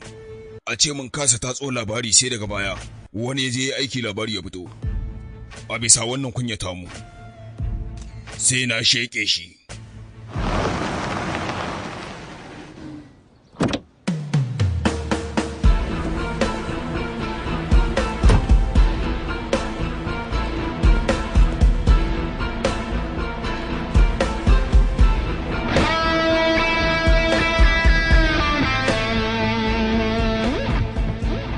Shiga mana. Kuma kana ganin cewa za ta iya kuwa? Ni fa bana tunanin cewa wannan za ta iya wani abin arziki. Da alama tana jin tsoro sosai, juyewa za ta yi. Kuma zuba ido ka gani. Za ta shiga. Ni na ce a'a. Ni na ce za ta shiga. Ba zan iya shiga ba. Gaskiya sai dai a bari zuwa gobe mu zo. Me yasa kenan? Sai bi da yau Talata, ni kuma na bi jin daɗin aiki Laraba. Mu je mu jami'a mu yi addu'a. Yin addu'a za a samu nutsuwa. Kin da ji tsoro? Ba tsoro na ji ba, kawai dai na ga bai kamata a ce na shiga yau ba. Allah kuwa.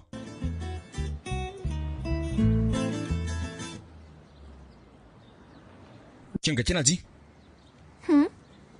Dan fito nan ki tsaya. Ja numfashinki. Sauke shi. Ki saki ranki ki manta da komai kawai. Ki danna ciki. Je ki.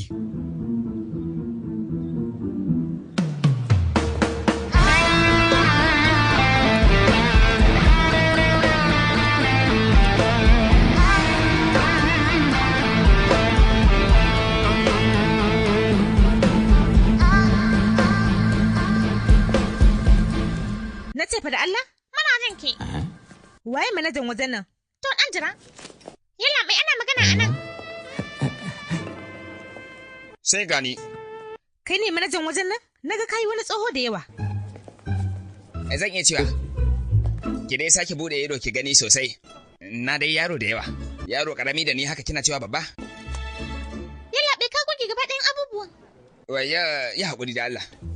Akan ce dama ba laifi bane abin da yake sabo idan an ɗauko wanda ya kwana biyu an gama shi da shi. Ba laifi bane ko? Musamman fannin auratayya ba. Manta da wannan. Abin da ya kawo nan, na zo ne ina neman lokar da zan yi ajiya. Sai dai kawai mijina ya ce wannan bankin wai ba shi da tsaro. Ni kuma na ce masa sai na jarraba. Miji kuma? Me yasa ne yarinya karama da ke haka? Kuma sai ki je ki wani kama ki aure. Haɗin gida ne mana. Mijina ya faɗa min cewa wannan banki babu tsaro saboda a wani lokaci ma an taɓa zuwa an yi fashi. Ya ce kamar ka ajiye kuɗi a rariya ne. A wancan lokacin kam an taɓa samun matsala. Amma yanzu tunda na zo nan wajen ba a taɓa samun matsala komai ba yana faɗa miki. Ko da a ce wani abu zai faru a nan, zan tabbatar lokaci ba a taɓa ta ba.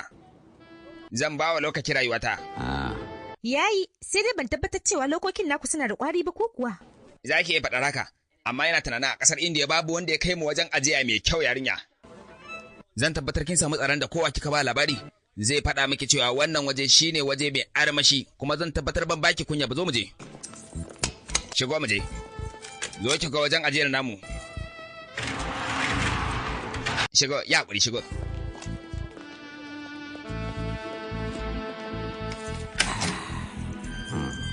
Kinga. Ko ba ta bude. Zo mu shiga ciki ko? Dan tsaya nan. Ina zuwa ko? Yawa.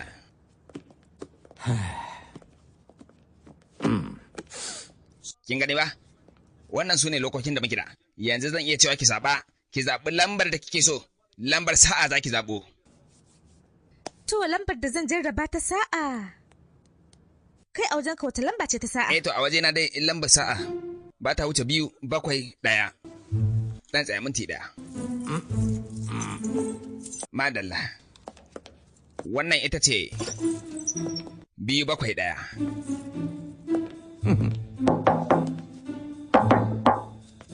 Gaskiya tana da ƙwari.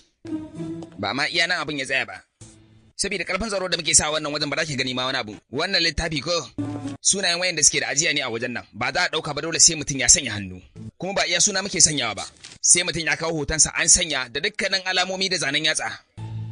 Gaskiya kam na gani babu laifi tsaron naku babu fallasa. Amma dai akwai sauran wani abu. Faɗa min tantamar kin ƙarasa share miki ita kawai. Kenan idan bako ya zo ba ku kawo masa shayi ne? Wayyo na manta ya haƙuri da Allah na manta. Ai ni ban manta ba. Ina tabbatar maki zaki sha shayi daga hannun dan baiwa da kaina ne ma zan je in haɗo miki shayi ina zuwa.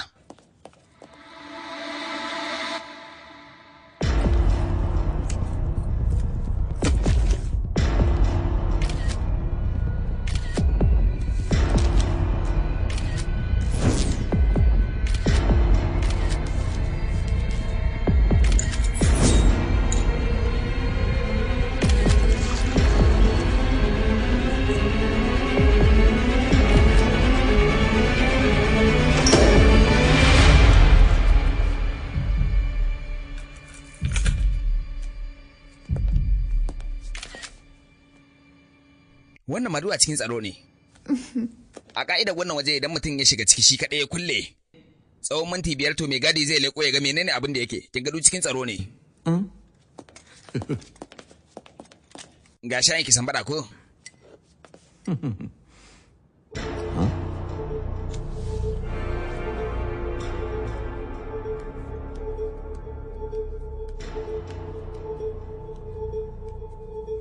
Gaskiya wannan shayi yayi daɗi sosai. Ai dama na san zaki yaba. Kuma in faɗa miki ma ni ne na haɗa wannan shayin da hannuna. Yayin da manajan banki ya zo ya ga wannan abin a hannunki, ta yake ka kwaci kanki ne? Hanya mai sauki. Domin ɗauke hankalin shi bayan yaba mishi da na yi, sai na miƙa masa hannu muka gaisa.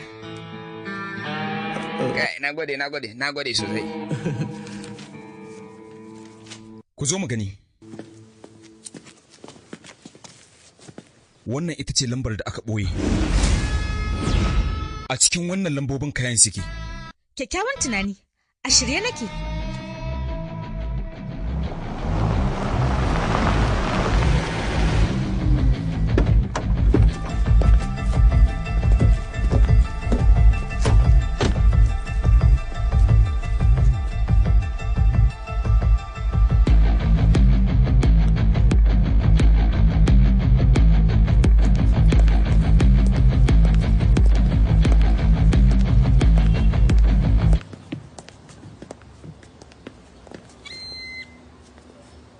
Malam da alamu jikinka akwai makami ko? Bindiga ce a kafata. Fashi muka zo idan kai wata harbe ka za mu more.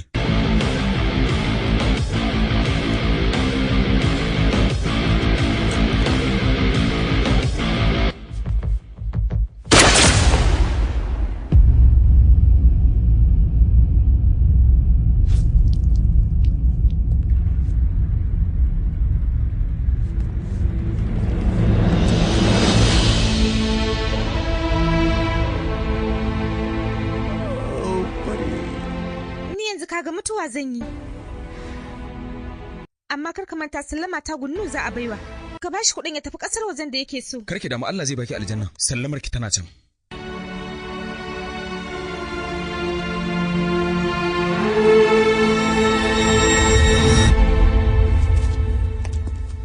Wato Wato idan na gane mutanen nan kuna so ku ga bayana ne kawai. A zahiri wannan aiki da za a idan a sheke ni ne kawai. Dama haka rayuwa take, kana iya zama tare da makiyanka. Wace irin magana shirme ce kike karanta min haka? Ina ganin fa ta fara karaya ne. Ba magana karaya bace, rena min hankali take so ta yi kawai.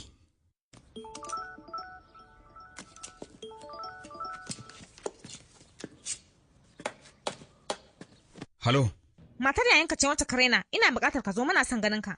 Akan me ake nema na? Tattaunawa ce ta ahali ta taso mana. Ina so ku faɗa min dalili ne. Dalili kake nema? Ahali ne za su tattauna, kuma kai ma ahali ne. Ka zo ana son ganin ka. Shi yasa ake buƙatar ganin ka.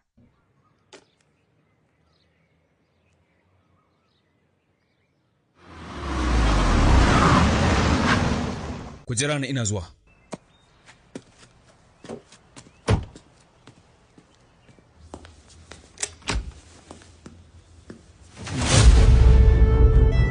Shige ciki mana.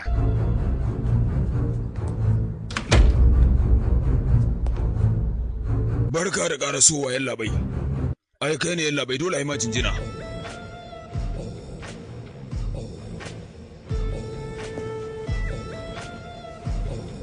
Dama tun lokacin da kika kirawo ni, sai da na yi tantama akan maganar ki. Na san baki da gaskiya. Amma tun da na zo ba zan juya ba. Ba komai. Dan kina ahali ne kawai zan saurara miki. Ina mai sake baki dama ki sauri ki sauya halayenki.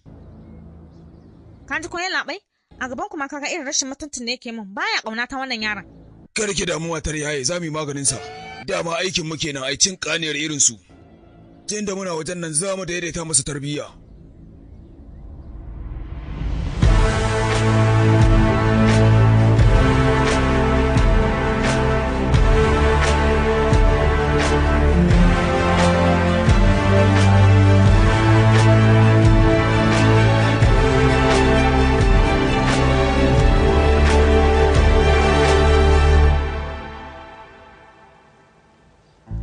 Maza ka fece, sai ka ce yau ne na fara aikata laifi? Ka gudu kawai.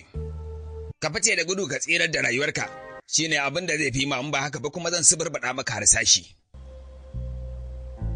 Ta irin wannan salo na sheke mutane da yawa ban san adadi ba. Tsawon lokaci kenan yanzu da na bar jin tsoron mutuwa musamman a hannun mutane irin ku.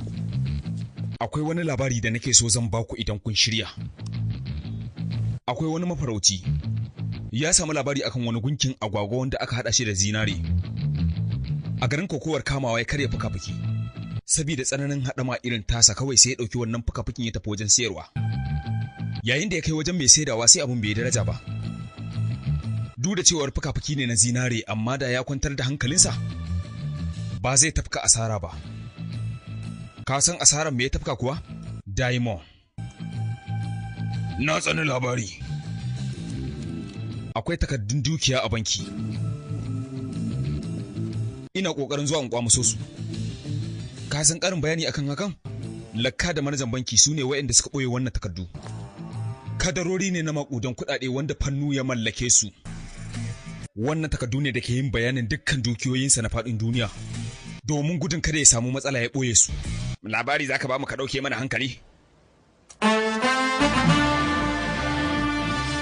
Da wannan bindigar nake so na yi aiki.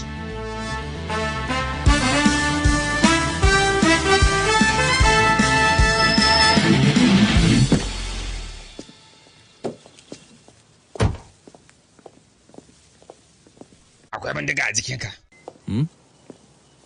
Babban jami'in ma sai kun yi masa haka.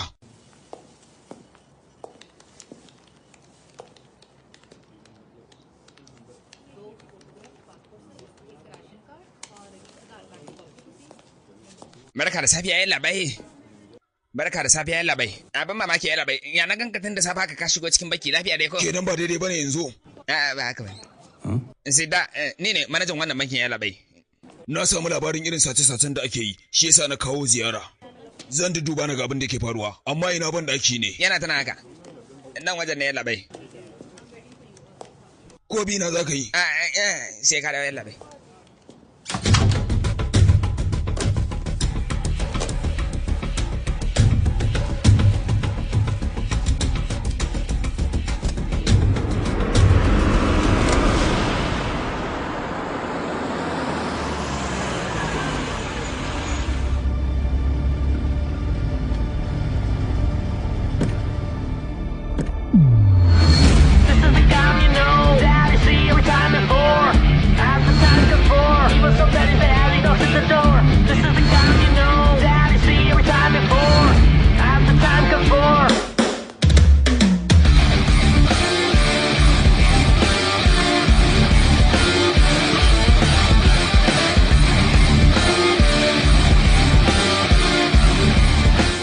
Barka da zuwa yan mata. Kyakkyawa tun ɗazu nake ta jiran ki. Ayan bara maki tun da safe nake jiran zuwan ki. Da fatan kin iso lafiya. Ya gari ya kike? In shi kuma wannan waye? Wannan mai gidana ne. Ina ne ban ɗaki? Nan haka za ka yi. Kai da alama ban ɗaki na ana jin daɗi. Duk wanda ya zo sai ya ce min zai shiga ban ɗaki.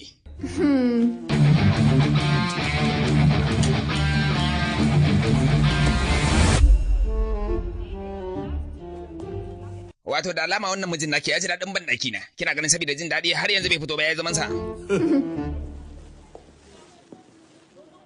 Ka iya ƙarasowa. Wa yake wannan dan kira? Da wa kace ne? Wancan wai da wa yake magana? Ko zo mu je. Wannan ji da kai ne da shi. Ai dole mu bayan ki. Wannan shine waje mafi tsaro a fadin Indiya da za ka iya suburba da wayo ya mata. Muna cikin hadari mai yawa. Kai kadai. Kai ne kawai. Aboki ka fara aikin da ya kawo mu.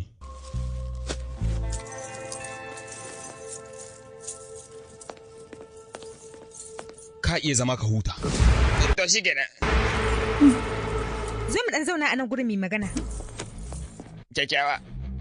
Sam wannan abun fa bai dace ba, bai kamata ki min haka ba. Akan ki fa nayi fada da suwiti na yau da safe. Suwiti kuma? Mata zamana. Ka daina yaudarar matarka.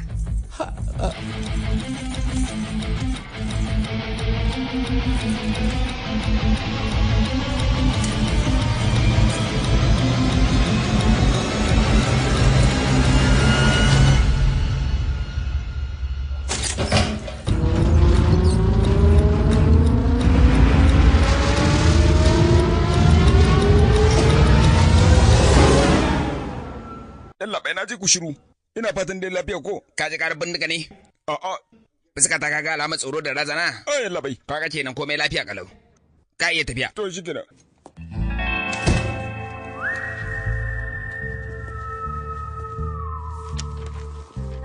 Ina Allah, in karba min asiri dan Allah, ko 'yan sanda ma bana so su san wannan maganar. Idan kuna da bukata ma sai in sama muku dan tasin da zai kai ku gida. Ka ba matarka.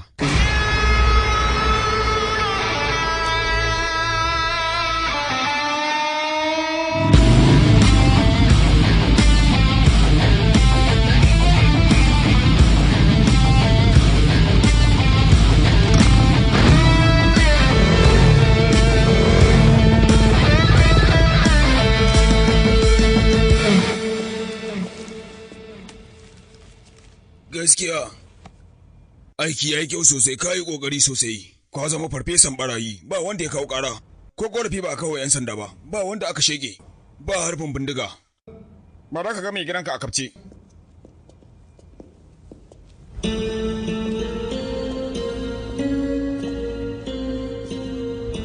Ni ne da kaina, mai kadarori Mr. Fannu. Na samu labari a kanka, labarin wata agwagwar zinare ko? Wannan labarin ba daidai ba ne, ka bari sai ka ƙara shekaru sannan za ka fahimci abin da ake nufi. Yallaɓai ya yi mana gwagwaran tayi shi ya sa maka juya maka. Ba ka san cewa ya bar mana kuɗaɗen nan ba, duk wannan tilin kuɗaɗen da ya bar mana, me zai samu ɓata masa suna, shi ya sa muka ce za mu ba shi takardunsa, kai kuma ka yi haƙuri.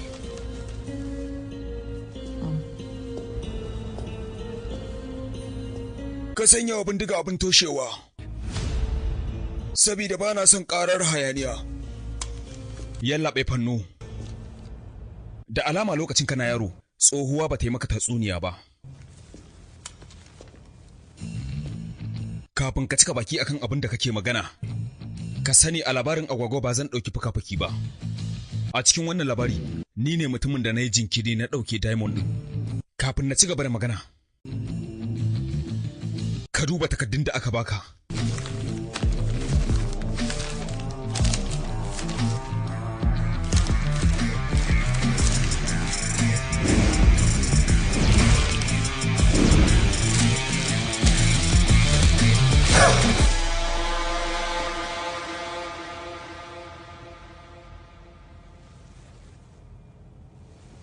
Takardun da ake nema na ba da su ga cibiyar bincike.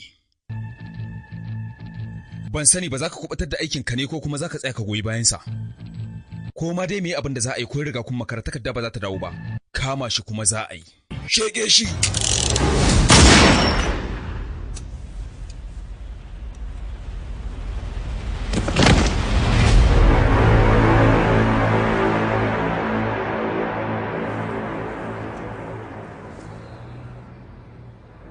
Kai ba ɗan sanda ba, sannan kuma ba hukuma ba, amma ka kai na ƙasa.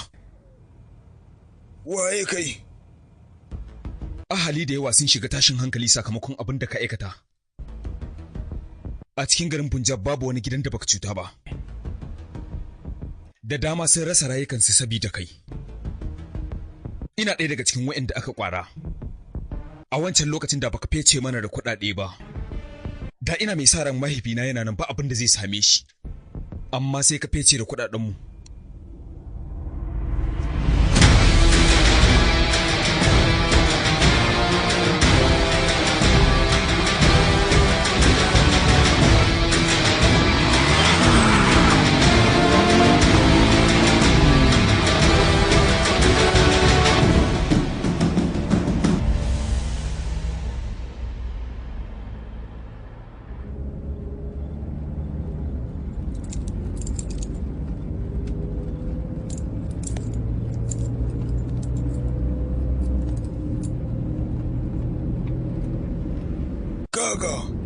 Shiru, kar na sake jin bakinka.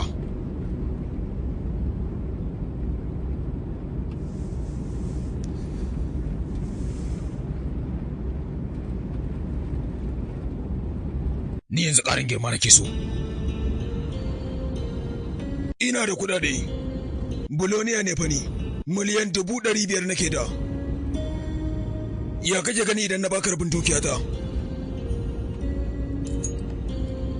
Shin ka amince da ta yin tsawon lokacin da za ka yi kana aiki, ko me za ka yi ba za ka samu wannan kuɗi ba?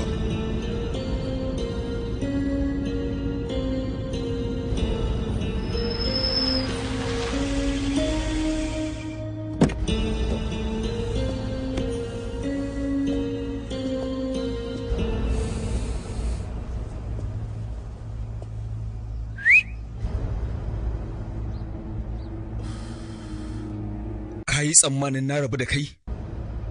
Kana tunanin cewa ba zan sake bibiya ba? A ƙaramin tunaninka zan bari a ɗaure ka ne? Dakata ina zuwa, magana zan yi da shi. Ya ake cewa ne ma? Ba zai yi in zauna ina karanta ma maganganu ba. Ka iya rubuta abin da ka so, ƙarin girma da matsayi duna yi maka aikin ka samu. Ni zan tafi. Tsawon lokaci da aka shafe ana ɗauki ba daɗi da wannan tajiri wanda ya fece wa mutane da kunaɗensu. A yau da Allah ya kawo ƙarshen shi. Allah ya ba wa 'yan sandanmu nasara sun sheke shi a karan batta yayin da yake ƙoƙarin fecewa ya fice daga gari. Kuɗaɗen da ya damfara yanzu kuma za a dawo da mutane duk wanda ya san an cuce shi kuɗinsa zai dawo. Mutane a kwantar da hankali a yi farin ciki.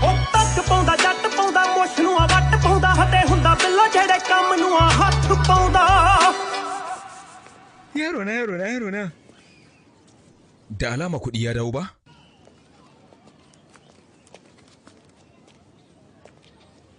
To dama ya za a ya tsaya. Irin wannan ƙoƙari da kai yaro, ai dole kuɗaɗen mu su da gurinmu. Na kammala shayin ki ƙara so. To ina zuwa. Kai ma za ka iya shigowa ka sha. Duk wannan ƙidiniyar ta isa haka yaro, ya kamata a ce ka huta ka samu ka dawo gida ka zauna ko? Ba na son ganin wannan buɗaɗɗen kan naka. Ya kamata ka rufe shi, ka fi kyau idan ka rufe gashinka. Sai ka fito kamar mahaifinka.